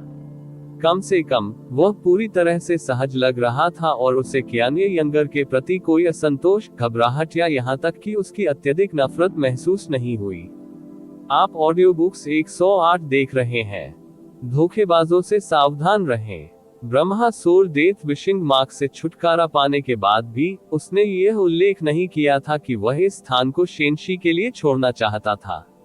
अंततः वह अपने दुष्स्वप्न से बच गया और एक दिव्य राजा बन गया। उसने एक स्काई जहर आत्मा और एक नई आशा भी प्राप्त की थी, और उसने हे लिंग से एक प्रतिज्ञा भी की थी। इसलिए यदि वह आवेग के क्षण में यहाँ से जाना चाहता है तो संभवतः उसे दफन कर दिया जाएगा। फिर से नया नरक। आखिरकार, भले ही वह एक दिव्य राजा बन गया था, कियान्ये जैसे लोगों के सामने वह अभी भी एक छोटी और दयनीय चींटी थी। इसके अलावा, चूंकि वह पहले ही उसे अपने दांत दिखा चुकी थी, इसलिए वह निश्चित रूप से इसके बाद उसे जाने नहीं देगी। जैस्मीन। यू चे एक आध्यात्मिक पेड़ के तने के सामने झुक गया, उसके विचार घूमने लगे। जैसे ही उसने धीरे से वह नाम फुसफुसाया, उसकी उंगली ने हल्के से उस अंगूठी का पता लगाया जो उसने अपनी मध्यमा उंगली में पहनी थी, जैसे कि वह इसका उपयोग अपने विचारों और वर्तमान स्थिति के बारे में उसे बताने के लिए करना चाहता था। उसे बताना चाहता था कि उसे उसके बारे में चिंता करने की जरूरत नहीं है। यह शादी का उपहार था जिसे जैस्मीन ने केजी को देने के लिए मजबूर किया था। जब वह विचार में खोया हुआ था, तो उसने ध्यान नहीं दिया कि उसकी उंगली को छूने के बाद अंगूठी अचानक बहुत धीमी नीली रोशनी के साथ चमकने लगी थी। रिपोर्ट अध्याय टिप्पणियां अध्याय 1324 स्टार गॉड दायरे की अजीब हरकतें पूर्वी दिव्य क्षेत्र तारा देव क्षेत्र। स्टार गॉड दायरे का आकाश टिमटिमाते सितारों से भरा हुआ था। पूरे आकाश में तारों की रोशनी टिमटिमा रही थी, लेकिन आज आकाश में बिखरे हुए तारे सामान्य से भी अधिक चमकदार और देदीप्यमान लग रहे थे, और पूरा स्टार गॉड क्षेत्र एक असामान्य शांति से भरा हुआ लग रहा था।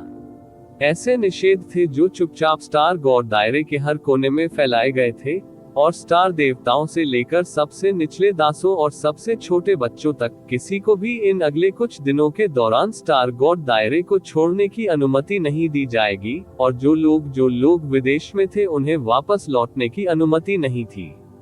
इस प्रकार कोई भी सूख सकता था कि स्टार गॉड दायरे में कुछ बड़ा चल रहा था, और यह बड़ी घटना बहुत जल्द होने वाली थी। इस दिन आकाश में फैले चमकते सितारों के बीच धीरे धीरे एक अतुलनीय विशाल अवरोध का निर्माण हुआ, जिसने पूरे स्टार गॉड दायरे को अपने अंदर समा लिया। ये सही है, इसने संपूर्ण स्टार गॉड क्षेत्र को कवर किया। भले ही स्टार गॉड क्षेत्र एक सीलबंद राजा क्षेत्र था और वहां पहले से ही एक बाधा थी जो बाहरी लोगों को पीछे धकेलती थी, सामान्य बाधा बिल्कुल उसी लीग में नहीं थी जैसा कि आज दिखाई देने वाली नवगठित बाधा है, क्योंकि यह बाधा एक बाधा थी जिसे कोई ताकत या ताकत तोड़ नहीं सकती। ये स्टार गॉड दायरे की सबसे मजबूत रक्षात्मक बाधा थी। उस बैरियर के खड़ा होने के बाद, जिसने पूरे स्टार गॉड दायरे को कवर किया था, उसके भीतर एक दूसरा समान बैरियर बनाया गया था, जो स्टार गॉड दायरे के मूल को कवर करता था। स्टार गॉड सिटी, जहां स्टार गॉड सम्राट और 12 स्टार गॉड रहते थे। बाहरी बाधा किसी को भी स्टार गॉड दायरे में प्रवेश करने से रोकने के लिए थी, जबकि आंतरिक बाधा ये सुनिश्चित करने के लिए थी कि स्टार गॉड दायरे के लोग बिना अनुमति के स्टार गॉड सिटी में प्रवेश नहीं कर सके। बाधाओं से निकलने वाली ऊर्जा आभा को महसूस करने पर स्टार गॉड दायरे के सभी मजबूत व्यक्ति बेहद चौंक गए। स्टार ईश्वर क्षेत्र से संबंधित गहन चिकित्सकों के रूप में वे संपूर्ण ईश्वर क्षेत्र के उच्चतम स्तर पर बैठे थे, लेकिन यह ऊर्जा आभा इतनी विशाल और राजसी थी कि यह अकल्पनीय अनुपात तक पहुंच गई थी। इस प्रकार की शक्ति को भेदने का कोई तरीका नहीं था, लेकिन साथ ही इस तरह की भयावह बाधा को खड़ा करने के लिए निश्चित रूप से अत्यधिक मात्रा में संसाधनों और शक्ति की भी आवश्यकता होगी। बिना किसी संदेह के कुछ बहुत बड़ा था स्टार गॉड सिटी में नीचे जा रहा हूँ। एक अत्यंत महत्वपूर्ण और बहुत बड़ा मामला जिसे निश्चित रूप से किसी भी बाहरी शक्ति द्वारा बाधित नहीं किया जा सकता। जैसे ही उसने अनजाने में उस अंगूठी को रगड़ा, यूचे का दिमाग जैस्मीन की आकृति से भर गया। जैस्मीन के बारे में उसके मन में कई साल पहले से ही उदासी भरे विचार थे और एक भी दिन ऐसा नहीं गुजरता था जब वह उसके बारे में न सोचता हो। लेकिन किसी अजीब कारण से आज उसके हृदय में उत्कंठा और चिंता अत्यंत तीव्र हो गई। वह धीरे धीरे अपने मन और इस भावना को सामान्य तरीके से शांत करना चाहता था, फिर भी किसी तरह उसके मन में जैस्मीन की छवि ने किसी भी तरह से मिटने से इनकार कर दिया, और बिना किसी तो क्या कारण के उसे देखने की उसकी इच्छा असाधारण रूप से तीव्र हो गई थी। अंत में ये सब धीरे धीरे एक अजीब सी बेचैनी में बदल गया। तुम्हारा दिल इतनी उथल पुथल में क्यों है? शेन शी की कोमल और रूठी आवाज उसके बगल से आई, और इसके साथ एक दिव्य हवा भी थी जो उसके अंदर फैल गई।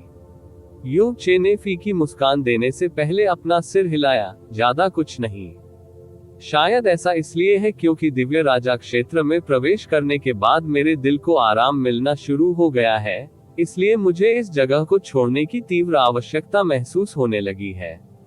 लेकिन सीनियर शेनशी को चिंता करने की जरूरत नहीं है। मैं एक बात पर बहुत स्पष्ट हूँ। चाहे मेरे दिल में कितनी भी चिंताएं क्यों न हो, अब निश्चित रूप से इस जगह को छोड़ने का समय नहीं है।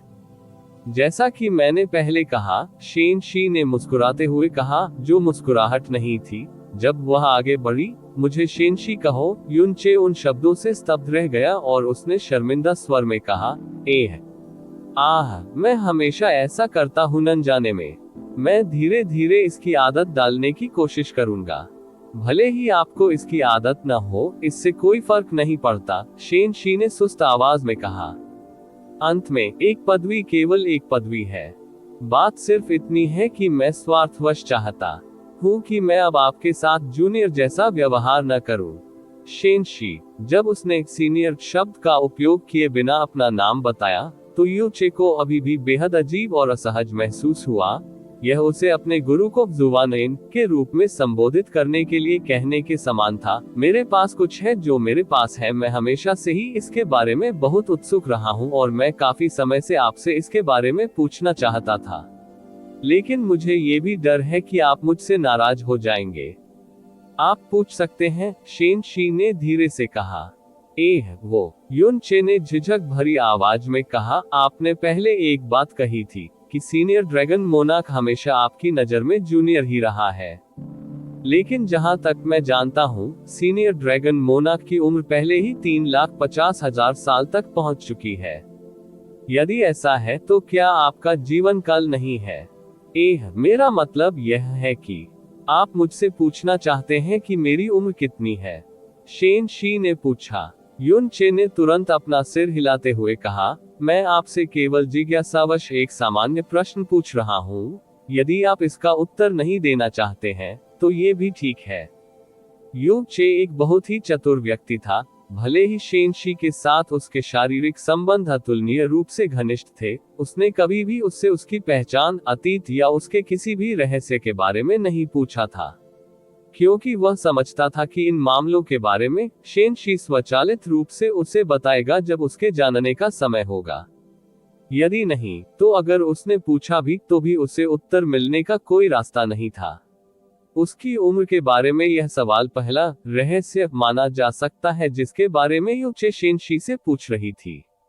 शेनशी की नजर उस पर से हट गई और उसने दूर की ओर देखा। उसने बहुत देर तक एक भी शब्द नहीं बोला।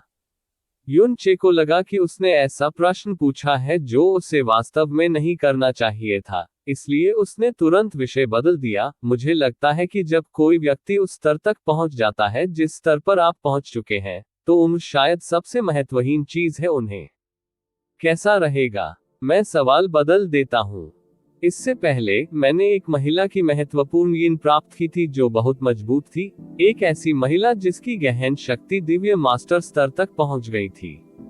खांसी खांसी खांसी, और एक रात के लिए इसे विकसित करने के बाद मैं टूट गई दिव्य मूल क्षेत्र से दिव्य आत्मा क्षेत्र, और उस समय मेरे लिए इस पर विश्वास करना बहुत कठिन था। भले ही आप युन चे को पीट पीट कर मार डालें, उसके पास ईमानदारी से यह बताने के लिए कोई चेहरा नहीं होगा कि वह जिस महिला के बारे में बात कर रहा था वह उसकी मालिक थी। लेकिन आपकी महत्वपूर्ण यीन वास्तव में उससे कहीं अधिक शक्तिशाली थी। यदि ऐसा नहीं होता तो मेरे लिए 10 महीने की छोटी अवधि में दिव्य राजा क्षेत्र में प्रवेश करने का कोई रास्ता नहीं होता। शेनशी, यही कारण है कि मैं शुद्ध जिज्ञासा से पूछना चाहता था कि आपकी साधना किस स्तर तक पहुंच गई है। यह नहीं हो सकता एक देव सम्राट के स्तर पर, सही है? यू चे ने जांच की। शेनशी की आभा उसे हमेशा एक अस्पष्ट लेकिन असीमित अनुभूति देती थी। वह व्यक्ति थी जिसके बारे में जिया क्विंग्यू ने कहा था कि वह संपूर्ण ईश्वर क्षेत्र में सबसे अनोखी और महानतम महिला थी। इसलिए ये देखा जा सकता है कि उसे बहुत पहले से ही ईश्वर क्षेत्र में अत्यधिक प्रसिद्धि प्राप्त थी। उसका जीवन काल ड्रैगन मोनाक से भी अधिक हो गया था, और जबकि ड्रैगन मोनाक के मन में उसके प्रति अत्यधिक श्रद्धा थी, वह हमेशा उसके सामने विनम्र और सम्मानजनक रहा था, और उसने कभी भी उसके प्रति कोई गंदी इच्छा रखने की हिम्मत नहीं की थी। ये सभी संकेत थे कि शेनशी की खेती निश्चित रूप से बहुत अधिक थी। यहाँ तक कि अगर कोई उसे बताए कि उसकी खेती सभी जीवित प्राणियों की सीमा तक पहुँच गई है, तो उसे निश्चित रूप से संदेह नहीं होगा। शेनशी का बर्फीला चेहरा उसकी ओर नहीं गया। उसकी आंखें किसी दूर के नजारे पर टिकी हुई थी। उसकी आंखों की गहराई एक निराशा से भरी थी जिसे यू चे समझ नहीं पा रहा था। इस बार उसने अंततः उसे जवाब देने के लिए अपना मुंह खोला। मेरे पास शक्ति का स्तर इस ब्रह्मांड में हर चीज से अधिक है, और इसमें ड्रैगन सम्राट भी शामिल है। यू चे को पहले से ही काफी उम्मीदें थी, लेकिन शेनशी की बातें सुनकर वह बेहद हैरान हो गया। ड्रैगन मोनाक सहित इस ब्रह्मांड में हर चीज को पार करते हुए सीनियर ड्रैगन मोनाक को सार्वजनिक रूप से प्राइमल केस में नंबर 1 व्यक्ति के रूप में स्वीकार किया जाता है। यदि आप उससे अधिक मजबूत हैं तो ऐसा नहीं है मतलब। यू चे अपने उत्साह और सदमे के बीच खड़ा हो गया था। क्या आप वास्तव में प्राइमल केस में सच्चे नंबर 1 व्यक्ति हैं? यदि कोई कहता है कि वे ड्रैगन मोनाक से अधिक शक्तिशाली हैं, तो हर कोई इसे केवल पागलपन भरी बात और हंसी का चारा मानेगा। फिर भी ये शब्द शेनशी के होठों से आए थे।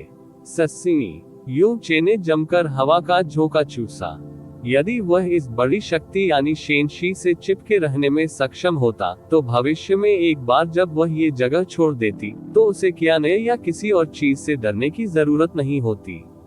नहीं, शेनशी ने हल्के से अपना सिर हिलाया। मैं मेरे पास मौजूद शक्ति के स्तर की बात कर रही थी। बात सिर्फ इतनी है कि मेरे पास इस शक्ति को जारी करने का कोई तरीका नहीं है। यू चे उसकी बातों से पूरी तरह हैरान हो गया। आप जानते हैं कि मैं इस स्थान पर किसी चीज से बंधा हुआ हूँ, लेकिन जो बंधा है वह केवल मेरे शरीर और आत्मा तक ही सीमित नहीं है, यहाँ तक कि मेरी शक्ति भी प्रतिबंधित है।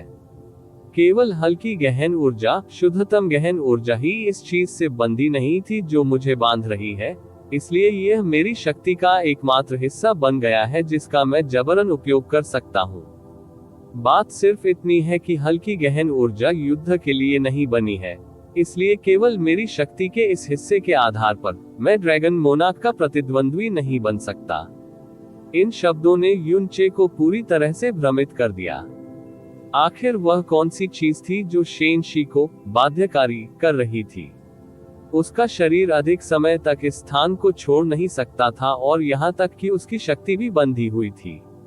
यहाँ बिताए समय के दौरान वह ऐसी किसी चीज के बारे में नहीं सोच सके जो इस प्रकार का बाध्यकारी बनाने में सक्षम हो। आपने पहले ही कहा था कि आपको पहले से ही इन बंधनों से बचने का रास्ता मिल गया है, इसलिए आपको जल्द ही इस जगह को छोड़ने में सक्षम होना चाहिए। उस समय क्या सचमुच इस संसार में कोई भी ऐसा नहीं होगा जो आपका प्रतिद्वंद्वी हो सके? युनचे ने उम्मीद से भरी आवाज में पूछा। वह व्यक्ति जो कियाने की भयावह छाया में पड़ गया था, अब बहुत निराशाजनक और अशोभनीय तरीके से शेनशी से चिपकना चाहता था। नहीं, शेनशी ने फिर भी अपना सिर हिलाया। भले ही मेरा शरीर और आत्मा इन बंधनों से छूट जाएं, फिर भी वह शक्ति कुछ ऐसी है जिसे मैं नियंत्रित या मुक्त नहीं कर पाऊंगी। हालांकि शेनशी ने युनचे के सवालों का इंतजार नहीं किया और उसने आगे कहा। उसकी आंखें उसकी ओर घूम गईं और उसने उस पर गहरी नजर डाली। भविष्य में एक रास्ता होगा। उद्धरण चिन्ह ... उद्धरण चिन्ह। युनचे को स्पष्ट रूप से महसूस हो रहा था कि शेनशी ने उस पर जो नजर डाली थी वह बहुत अजीब थी, जैसे कि इसमें कोई गहरा अर्थ छिपा हो। इस समय शेनशी का दिव्य चेहरा थोड़ा हिल गया। उसने चुपचाप अपनी आंखें बंद कर ली और धीरे धीरे उन्हें फिर से खोला और कहा, ऐसा लगता है जैसे स्टार गॉड दायरे में कुछ बड़ा हो रहा है जिसके लिए आप तरस रहे हैं। 3 शब्दों स्टार गॉड रियलम के अचानक उल्लेख पर युनचे का सिर उसकी ओर घूम गया, जैसे कि वातानुकूलित प्रतिक्रिया से स्टार गॉड रियलम के साथ क्या हो रहा है। शेनशी ने धीरे से कहा, अभी अभी मुझे ड्रैगन गॉड दायरे से एक समाचार मिला है। लगभग 1 घंटे पहले स्टार गॉड दायरे ने अपना एब्सोल्यूट स्टार सोल बैरियर खोला, जिसने स्टार गॉड दायरे वाले पूरे स्थान को कवर किया। एब्सोल्यूट स्टार सोल बैरियर, वह क्या है? युनचे ने पूछा। ये दर्ज किया गया है कि यह सबसे मजबूत रक्षात्मक बाधा है जिसे स्टार गॉड रियलम खड़ा कर सकता है। शेनशी की नजर शांत और स्थिर थी, और यह स्पष्ट था कि वह इसके बारे में बहुत चिंतित नहीं थी। इस एब्सोल्यूट स्टार सोल बैरियर को खड़ा करने के लिए केवल इसकी नींव का निर्माण ही स्टार गॉड रियलम के 30% संसाधनों को खत्म करने के लिए पर्याप्त है। क्या युनचे इस बार ठीक थी और सचमुच सदमे में थी? एक राजा के क्षेत्र के संसाधनों का 30% हिस्सा किस प्रकार की धारणा थी? और फिर भी इस अवरोध को वास्तव में इस 30% का उपभोग करने की आवश्यकता थी। यह रक्षात्मक अवरोध कितना मजबूत था? इसे एब्सोल्यूट स्टार सोल बैरियर इसलिए कहा जाता है क्योंकि यह स्टार गॉड दायरे की शक्तियों के रक्त और आत्माओं से जुड़ा हुआ है। अकेले आभामंडल से आज बनाया गया absolute star soul barrier Divya गुरु के स्तर के लगभग 50 लोगों के आभामंडल से बना है। 50 दिव्य गुरु वर्तमान ब्रह्मांड में सर्वोच्च अस्तित्व, यहाँ तक कि ऊपरी तारा लोकों में भी वे अभी भी लोक राजा बनने की क्षमता रखते थे। यदि किसी तारा क्षेत्र में कोई दिव्य गुरु नहीं होता तो ये पूरी तरह से एक अलग बात होती। स्नो सॉन्ग क्षेत्र और फ्लेम गॉड क्षेत्र इसका सबसे सच्चा उदाहरण था। उत्तरार्ध की संयुक्त शक्ति पहले की तुलना में 10 गुना अधिक मजबूत थी, फिर भी केवल एक म्यूजुआनिन के अस्तित्व के कारण वे नुकसान में थे। आप ऑडियो बुक्स 108 देख रहे हैं। धोखेबाजों से सावधान रहें। दूसरी ओर 50 दिव्य गुरु। युनचे मूल रूप से कल्पना करने में असमर्थ थे कि वह शक्ति कितनी भयानक होगी। स्टार गॉड दायरे में 12 स्टार देवता और कुल 37 बुजुर्ग हैं। कुल मिलाकर यह उस संख्या के साथ बहुत अच्छी तरह से फिट बैठता है जिसका मैंने अभी उल्लेख किया है। कहने का तात्पर्य ये भी है कि इस एब्सोल्यूट स्टार सोल बैरियर को स्टार गॉड क्षेत्र के सभी स्टार देवताओं और बुजुर्गों के रक्त और आत्मा से जोड़ा जाना चाहिए, शेनशी ने अथक रूप से कहा। इसका क्या मतलब है? इसका मतलब है कि यदि कोई इस बाधा को तोड़ना चाहता है तो उसे एक ऐसी शक्ति जारी करने में सक्षम होना चाहिए जो एक साथ 12 सितारा देवताओं और 37 बुजुर्गों को हरा सके। उद्धरण चिन्ह ... उद्धरण चिन्ह। यू चे इस बात से पूरी तरह से अवाक रह गया, लेकिन उसके बाद उसने कहा, उस तरह की शक्ति मूल रूप से अस्तित्व में नहीं है ना? और यही कारण है कि इसके नाम में एब्सोल्यूट बैरियर शब्द है, शेनशी ने कहा। ये सिर्फ इतना है कि इस एब्सोल्यूट स्टार सोल बैरियर को खोलने की कीमत बहुत अधिक है, और पिछली बार जब इसे खोला गया था तो ये बेहद सुदूर अतीत में था। वह समय था जब ड्रैगन मोनार्क अभी तक अस्तित्व में भी नहीं आया था। इस बार स्टार गॉड दायरे को किसी भी प्राकृतिक आपदा का सामना नहीं करना पड़ा है, न ही कोई उनके सिर पर आपदा लेकर आया है। इसके अलावा इस ब्रह्मांड में ऐसी कोई शक्ति भी नहीं है जो स्टार गॉड दायरे को इस हद तक धकेल सके। फिर भी उन्होंने अचानक एक एब्सोल्यूट स्टार सोल बैरियर खोल दिया जो उनके सभी दिव्य गुरुओं के जीवन और आत्माओं से जुड़ा था। ऐसा लगता है कि स्टार गॉड रियलम निश्चित रूप से कोई बड़ा कार्य कर रहा है जो अभी उनके भविष्य के भाग्य से संबंधित है। ये किस प्रकार का, कितना बड़ा कार्य हो सकता है? यू चे ने अनजाने में पूछा। जब उसने ये सवाल पूछा तो उसके दिमाग में जैस्मीन की छवि उभरी, जिससे उसका दिल किसी अजीब कारण से जोर जोर से धड़कने लगा। मुझे नहीं पता, एक बहुत बड़ा कार्य जिसके कारण star god realm absolute star soul barrier को खोलेगा, वह भी कुछ ऐसा है जिसके बारे में वे निश्चित रूप से किसी और को नहीं बताएंगे।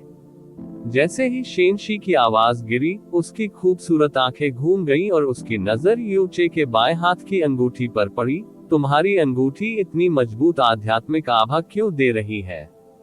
युन चे ने अपना सिर झुकाया और पाया कि उसकी अंगूठी से धुंधली नीली रोशनी धीरे धीरे चमक रही थी। रिपोर्ट अध्याय टिप्पणियां अध्याय 1325 स्वर्गीय भेड़िया जिसु। यह वलय आमतौर पर हमेशा नीली चमक से घिरा रहता था, लेकिन इसकी रोशनी आमतौर पर फीकी और लगभग अगोचर होती थी। ये लगभग पता नहीं चल पाता था, लेकिन इस समय यह नीली रोशनी असाधारण रूप से घनी थी, और जब यू चे ने अपना बायां हाथ उठाया तो नीली रोशनी ने लगभग उसकी पूरी हथेली को अपनी चपेट में ले लिया। ये है। यू चे का चेहरा सदमे और आश्चर्य से भर गया था। जैसे ही शेनशी ने युन चे की प्रतिक्रिया देखी, ये स्पष्ट था कि उसे पता नहीं था कि उसके भीतर क्या छिपा है। शेनशी ने अपना सफेद हाथ लहराया और सफेद रोशनी का एक समूह उसकी अंगूठी पर उतरा। इस अंगूठी के भीतर एक बेहद कमजोर आत्मा रहती है। इस समय यह आत्मा मुक्त होने और रिंग से बाहर निकलने के लिए संघर्ष कर रही है। शेनशी के शब्दों से यू चे को बहुत बड़ा झटका लगा, लेकिन उसके बाद उसे अचानक वे शब्द याद आ गए जो जैस्मिन ने उससे तब कहे थे जब उसने कैजी को रिंग पास करने के लिए मजबूर किया था। यह अंगूठी कुछ ऐसी है जिसे बिग ब्रदर अपनी मृत्यु के करीब आते ही छोड़ गए थे। उन्होंने कहा कि उन्होंने इस अंगूठी के भीतर अपनी आत्मा के आखिरी अवशेष छोड़े हैं और यह पूरे जीवन भर मेरी रक्षा कर सकता है। 12 साल पहले दक्षिणी दिव्य क्षेत्र में जाने से पहले मैंने यह अंगूठी कैजी को दे दी थी। अब मैं इसे आपको सौंपता हूँ। ये हो सकता है। शेनशी की प्रकाश गहन ऊर्जा इतनी शक्तिशाली थी कि सफेद रोशनी के एक कण से ही आत्मा ने संघर्ष करना बंद कर दिया था और शांत हो गई थी। नीली रोशनी की तेजी से फैलती चमक के बाद एक धुंधली नीली आकृति धीरे धीरे यू चे के सामने एकत्रित होने लगी। यह एक व्यक्ति की आकृति थी।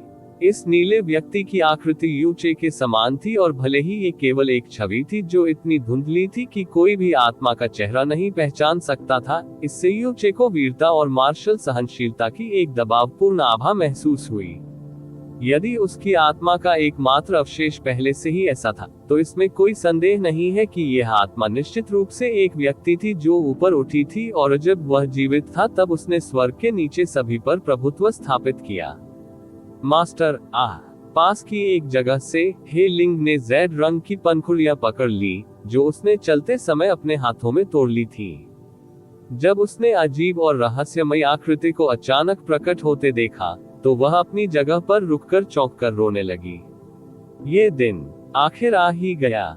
जैसे जैसे नीलापन धीरे धीरे स्पष्ट होता गया, एक कमजोर और खींची हुई आवाज हवा में गूंज उठी। यह एक ऐसी आवाज थी जो अपने साथ एक गहरा विलाप और छिपा हुआ दुख लेकर आई थी। आप हैं स्वर्गीय वुल्फ स्टार भगवान जिसु? यू चे ने चौड़ी आंखों से पूछा।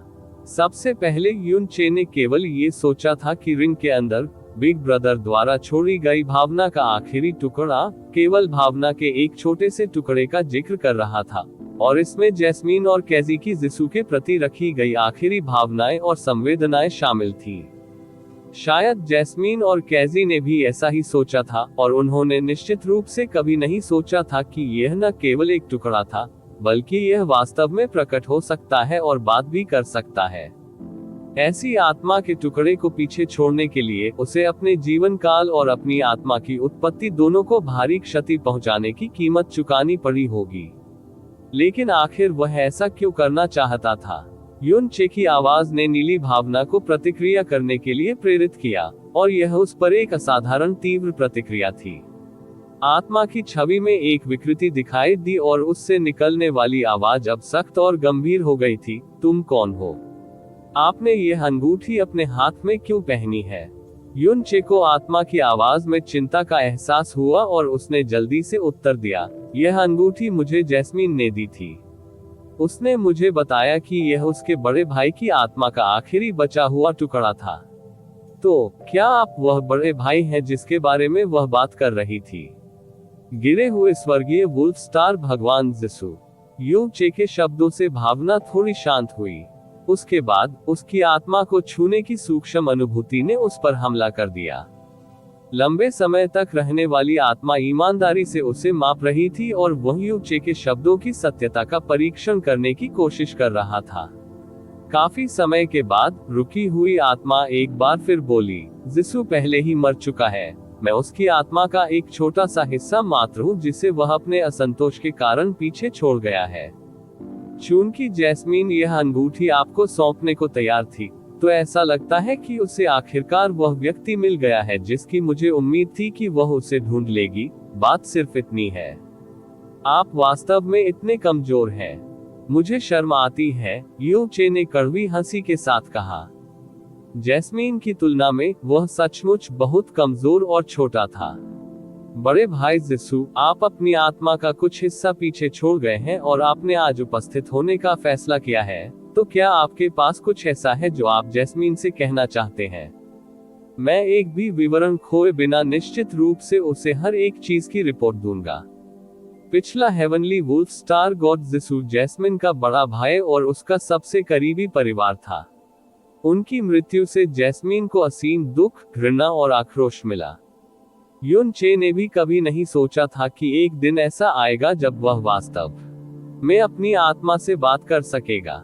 लेकिन वह बहुत स्पष्ट था कि आज जिसू की आत्मा की उपस्थिति के लिए भुगतान की जाने वाली कीमत इस टुकड़े का पूर्ण और संपूर्ण अपव्यय होगा, और आज के बाद इसका अस्तित्व नहीं रहेगा। जिसू की आत्मा की छवि ने अपना सिर उठाया जैसे कि वह दूर के आकाश को देख रहा हो। मेरी आत्मा का ये टुकड़ा कुछ ऐसा था जिसे मैंने मौत के दरवाजे के पास पहुंचते ही जबरन पीछे छोड़ दिया था। इसे उस अंगूठी तक सीमित कर दिया जो आपने अपने हाथ में पहनी हुई है। इसके अलावा ये कारावास तब जारी किया जाएगा जब रिपलिंग स्टॉस का दिन आने वाला था।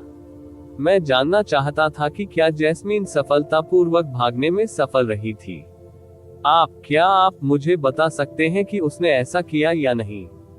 हालांकि वह पहले ही मर चुका था, फिर भी वह जैस्मीन के लिए अपनी चिंता को दूर करने में असमर्थ था। क्या जैस्मीन सफलतापूर्वक बच निकली? युन चे को ऐसा महसूस हुआ मानो उसका सिर कोहरे से भर गया हो। जैस्मीन, वह बच गई। कहां भाग गए? उसे भागने की आवश्यकता क्यों होगी? आपके शब्दों का क्या मतलब है? शेनशी, ऐसा लगता है कि तुम्हें इस बात का पता नहीं है। सचमुच, तुम इतने छोटे और कमजोर हो, तो वह तुम्हें कैसे बता सकती है? तो फिर ये बताओ, जैस्मिन इस वक्त कहाँ है? उसे स्टार गॉड दायरे में होना चाहिए, युन चे ने उत्तर दिया। The star god realm. Jisu की आत्मा की आवाज और अधिक धूमिल हो गई। तो क्या आप जानते हैं कि क्या स्टार गॉड रियलम ने हाल ही में कोई अजीब कदम उठाया है? युन चे की भौहें तेजी से हिल गईं। उसने अभी अभी अजीब हरकतों के बारे में सुना था शेनशी के स्टार गॉड दायरे द्वारा। इसके अलावा यह एक बेहद अजीब कदम था। मुझे अभी पता चला है कि स्टार गॉड दायरे ने एब्सोल्यूट स्टार सोल बैरियर खोल दिया है, युनचे ने जवाब दिया और बेचैनी की भावना ने उस पर तेजी से हमला किया। उसकी आवाज कठोर हो गई और उसे समझना थोड़ा मुश्किल हो गया। आह, जिसु की आत्मा ने उदास आह भरी, वह भाग क्यों नहीं गई? उसके पास मौजूद स्वर्गीय वध की दिव्य शक्ति को देखते हुए वह स्पष्ट रूप से भाग सकती थी। भले ही उसे अपने पूर्वजों और अपने साम्राज्य के साथ विश्वासघात करना पड़े और वह शांतिपूर्ण जीवन जीने में असमर्थ हो, फिर भी ये बलिदान बनने और शरीर और आत्मा दोनों को नष्ट करने से बेहतर होगा। वे शब्द फीके थे, लेकिन उनमें से हर एक ने युनचे की नसों में जोरदार वार किया। वह अब अपना संयम बनाए रखने में सक्षम नहीं था और वह तेजी से आगे बढ़ा और कांपती आवाज में चिल्लाया, आप क्या कह रहे हैं? ये किसी के पूर्वजों और क्षेत्र को धोखा देने के बारे में क्या है? बलिदान होने का ये क्या मतलब है? उसका शरीर और आत्मा दोनों क्यों नष्ट हो जाएंगे? आप वास्तव में क्या कहना चाह रहे हैं? आखिर आप क्या कह रहे हैं? भले ही जिसु के पास केवल उसकी आत्मा का अवशेष बचा था, कुछ ऐसा जो किसी भी क्षण पूरी तरह से नष्ट हो सकता था, वर्तमान में वह स्पष्ट रूप से युनचे की कांपती हुई आंखों को देख सकता था। वह उसकी आवाज में कांपने की आवाज को स्पष्ट रूप से सुन सकता था और वह स्पष्ट रूप से आतंक को महसूस कर सकता था। वह उसकी आत्मा से आया था।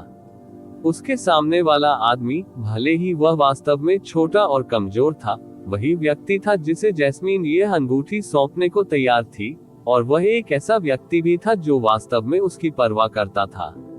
अपने ठंडे दुख के बीच जिसु को कुछ आराम महसूस हुआ। भले ही जैस्मीन का जीवन अपने कड़वे और दुखद अंत की ओर बढ़ रहा था, कम से कम उसके खुद के चले जाने के बाद अभी भी कोई था जो वास्तव में उसकी परवाह करता था जैसे उसने किया था। चूंकि तुम्हें जानने की इतनी तीव्र इच्छा है, तो मैं तुम्हें बताऊंगा, भले ही अज्ञानी बने रहना ही तुम्हारे लिए सबसे अच्छा होगा। उद्धरण चिन्ह उद्धरण चिन्ह। युनचे ने हवा की गहरी सांस ली। ये लगभग 20 साल पहले की बात है, जब मैं विदेश में था। मैंने बाहरी दुनिया में प्रसारित हो रही एक कहानी सुनी। कहानी ये थी कि स्टार गॉड क्षेत्र बड़ी मात्रा में विभिन्न उच्च स्तरीय गहन जेड इकट्ठा करने की प्रक्रिया में था।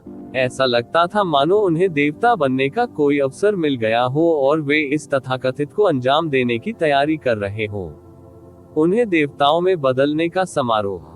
20 साल से भी पहले स्टार गॉड दायरे की सच्ची ईश्वर योजना वास्तव में कुछ समय के लिए दुनिया में प्रसारित हुई थी, और इसकी खबर निचले सितारा क्षेत्रों तक भी पहुंच गई थी। यहाँ तक कि युनचे को भी इसके बारे में पता था। लेकिन बात सिर्फ इतनी थी कि जिस व्यक्ति ने उसे बताया था, जिरुयान, और यहाँ तक कि मू बिंगयुन, सभी ने कहा था कि यह पूरी तरह से निरर्थक बात से ज्यादा कुछ नहीं था। मुझे मूल रूप से विश्वास था कि यह एक उबे हुए व्यक्ति द्वारा गढ़ी गई एक निरर्थक कहानी थी। भले ही स्टार गॉड रियलम वास्तव में एक बड़ा कार्य कर रहा हो, लेकिन बाहरी लोगों को इसकी जानकारी नहीं होगी। लेकिन एक खाली गुफा से आने वाली हवा का भी अपना स्रोत जरूर होगा। इसके अलावा स्टार गॉड रियलम वास्तव में उस समय बड़ी मात्रा में उच्च स्तरीय गहन जेड इकट्ठा कर रहा था और खरीद रहा था। ऐसा करने के लिए उन्होंने लोगों को ऊपरी, मध्य और यहाँ तक कि निचले सितारा क्षेत्रों के मुख्य व्यापारी संघों में भेजने में संकोच नहीं किया। इसलिए जब मैं क्षेत्र में लौटा तो मैंने शाही पिता से इस मामले के बारे में पूछा। शाही पिता का जवाब बिल्कुल वैसा ही था जैसा मुझे उम्मीद थी। उन्होंने इसे पूरी तरह से बकवास करार दिया। फिर भी मुझे यह महसूस हुआ कि जब उसने मुझे अपना उत्तर दिया तो उसकी आंखें एक सेकंड के लिए घूम गईं। ऐसा लगा मानो वह कुछ छिपा रहा हो। और अगर यह कुछ ऐसा था जिसे उसने मुझसे भी छिपाने की पूरी कोशिश की, तो यह निश्चित रूप से कोई सामान्य मामला नहीं होगा। युनचे ने कहानी सुनते हुए अपनी सांसें रोक ली। उसने बीच में बोलने की हिम्मत नहीं की और शेन शी और हे लिंग भी चुपचाप सुन रहे थे। एक दिन ऐसा था जब शाही पिता विदेश गए थे, इसलिए मैंने उनके भगवान सम्राट महल में चोरी की और जेड पट्टियों का एक बंडल पाया जो एक अत्यंत प्राचीन आभा बिखेर रहा था, और उन पट्टियों पर जो कुछ उकेरा गया था वह एक प्रकार के रक्त बलिदान को अंजाम देने की विधि थी। रक्तबलि का कौन सा तरीका? युनचे पूछने के अलावा कुछ नहीं कर सका। उन शब्दों के उल्लेख पर शेनशी की अर्धचंद्राकार भौहें हल्की सी हिल गईं। लेकिन यूचे के विपरीत उसके दिमाग में जो कुछ बना वह हल्का और नीरस संदेह था। इसमें एक स्टार भगवान की संपूर्णता का बलिदान शामिल था, जिसमें उसका मांस, उसकी शक्ति, उसकी आत्मा और उसके भीतर की दिव्य शक्ति शामिल थी, इसलिए इसे किसी अन्य स्टार भगवान के साथ जोड़ा जा सकता है। इसके अलावा एक बार जब ये सफल हो गया तो स्टार भगवान की दिव्य शक्ति अन्य स्टार भगवान की दिव्य शक्ति के साथ मिल जाएगी और एक अद्वितीय परिवर्तन से गुजरेगी, जिससे स्टार भगवान के लिए यह बहुत संभव हो जाएगा कि उन्हें सीमाओं को तोड़ने और उन बाधाओं को पार करने की शक्ति प्राप्त होगी। मूल रूप से सच्चे देवताओं के पौराणिक मार्ग तक पहुंचने से पहले पारित नहीं किया जा सकता था। रक्त बलिदान की इस पद्धति को केवल किसी भी तारा देवता का उपयोग करके साकार नहीं किया जा सकता है। इसके लिए एक अतुलनीय रूप से सख्त और कठोर संगतता की भी आवश्यकता होती है। इसके अलावा अनुकूलता के उस स्तर तक पहुंचने के लिए जिस स्टार भगवान की बलि दी जानी है, वो उस व्यक्ति का प्रत्यक्ष रिश्तेदार होना चाहिए जो बलिदान प्राप्त कर रहा है, और बलि चढ़ाए गए स्टार भगवान को भी उस व्यक्ति की एक पीढ़ी के भीतर होना चाहिए जो बलिदान प्राप्त कर रहा है। उनकी शक्ति, इसका अर्थ ये भी है कि किसी के जन्मदाता माता पिता, एक ही पिता और माता से उत्पन्न उसके भाई बहन और खून से उसके अपने बच्चे। बूम, ऐसा लगा जैसे उसके मस्तिष्क में एक ही समय में लाखों बिजली के बोल्ट फट गए हो। यूचे का पूरा शरीर बुरी तरह से कांप गया, उसकी आंखें चौड़ी हो गईं और उसका चेहरा तुरंत मोम के कागज की तरह हल्का सफेद हो गया। भले ही जिसू ने अपनी कहानी पूरी नहीं की थी, वह पहले ही समझ गया था, वह इसे पूरी तरह से समझ गया था। चमेली, वह खून से स्टार गॉड सम्राट की बेटी थी। जिस कारण से उन्होंने एब्सोल्यूट स्टार सोल बैरियर खोला था, वह रक्त बलिदान के कारण था, जिसके बारे में जिसू बात कर रहा था, और बलिदान स्वयं जैस्मीन थी। मास्टर, हे लिंग जल्दी से यूनचे को सहारा देने के लिए आगे दौड़ा, जिसका पूरा शरीर इतनी तीव्रता से कांप रहा था कि वह लगभग जमीन पर गिर गया था। मैंने जेड स्ट्रिप्स का ये बंडल लिया और शाही पिता से इस मामले के बारे में पूछने के लिए उनकी तलाश की। शाही पिता ने मेरे प्रश्नों का उत्तर कुतर्क से देने या कुतर्क देने की कोशिश नहीं की। उसने मुझसे सीधे तौर पर कहा कि वह इन जेड पट्टियों में लिखे रक्त बलिदान समारोह को अंजाम देने जा रहा है। इस समारोह को आयोजित करने के लिए वह बड़ी मात्रा में दिव्य जेड इकट्ठा कर रहा था। समारोह का समय हर 100 साल में एक बार आता था और जिस दिन समारोह आयोजित होना था वह भी रिपलिंग स्टॉस का दिन था, वह समय जब स्टार देवताओं की शक्ति उनके शीर्ष पर पहुंचती है। और मैं उनके पुत्रों और पुत्रियों में से स्टार भगवान की दिव्य शक्ति को प्राप्त करने वाला एकमात्र व्यक्ति था जिसे इस समारोह में बलिदान देना था। उन्होंने मुझे बताया कि यह सब स्टार गॉड क्षेत्र के भविष्य के लिए था और उनके बेटे और स्टार भगवान के रूप में मेरा कर्तव्य है कि मैं अपना बलिदान दूं, और यह मेरे पूरे जीवन में गौरव का सबसे बड़ा क्षण होगा। यूनचे के दोनों हाथ कसकर मुट्ठियों में बंद थे, उसका पूरा शरीर ठंडे पसीने से भीग रहा था जो उससे लगातार बह रहा था। शेन शी ने उसे बगल से देखा, हैरान होकर कि वास्तव में उसकी इतनी बड़ी प्रतिक्रिया होगी। वह और स्वर्गीय वध सितारा भगवान। हे, हा हा हा हा। जिसू की सुस्त आत्मा ने हंसी की चीख निकाली, कितना बेतुका, कितना हास्यास्पद। मैं स्टार गॉड दायरे के लिए सब कुछ देने को तैयार था, यहाँ तक कि अपना जीवन भी। लेकिन यह इतनी हास्यास्पद और बेतुकी विधि के कारण कैसे हो सकता है, एक ऐसी विधि जो स्वर्ग और समाज के सभी कानूनों के खिलाफ जाती है। इसके अलावा ये सब केवल संभावना के लिए है। मैंने पुरजोर विरोध किया, मैंने उससे कहा कि मैं कभी भी उसकी बात नहीं मानूंगा, और मैंने रिपलिंग स्टॉस के दिन से पहले स्टार गॉड दायरे से बहुत दूर भागने के बारे में भी सोचा। भले ही इसका मतलब अपने पूर्वजों और अपने क्षेत्र को धोखा देना हो और पूरी जिंदगी एक भगोड़े की तरह जीना हो। लेकिन सिर्फ 2 महीने बाद मैं अपने एक अभियान से वापस लौटा और मुझे पता चला कि जैस्मिन को वास्तव में विरासत में मिली थी स्वर्गीय वध सितारा भगवान की दिव्य शक्ति। स्टार गॉड की शक्ति की पहचान प्राप्त करने में सक्षम होना और उसके साथ संगत होना स्टार गॉड क्षेत्र में सम्मान और महिमा का एक नायाब क्षण था। ये सब होने से पहले वह ऐसी खबरें सुनकर खुशी से पागल हो जाता, लेकिन वह दिन उसके पूरे जीवन का लगभग सबसे दर्दनाक और निराशा से भरा दिन था। और अब जब उसे यह याद आया तो उसकी आवाज अभी भी असहनीय दर्द से भरी हुई थी। मैंने विरोध करना छोड़ दिया और मैंने फिर कभी भागने के बारे में नहीं सोचा। मैं बस चुपचाप उस दिन का इंतजार कर रहा था जब मैं बलिदान हो जाऊंगा। बात सिर्फ इतनी है कि मैं अपनी जान की रक्षा करने में सक्षम नहीं था। जब ये सिर्फ वह था अकेले, वह अभी भी भाग सकता था, लेकिन अब जब जैस्मीन भी एक स्टार भगवान बन गई थी, अगर वह भाग गया तो जैस्मीन बस उसकी जगह ले लेगी। आप ऑडियो बुक्स 108 देख रहे हैं। धोखेबाजों से सावधान रहें। और अगर उसने जैस्मीन के साथ भागने का फैसला किया तो वह जैस्मीन को स्टार गॉड दायरे के साथ विश्वासघात में फंसा देगा।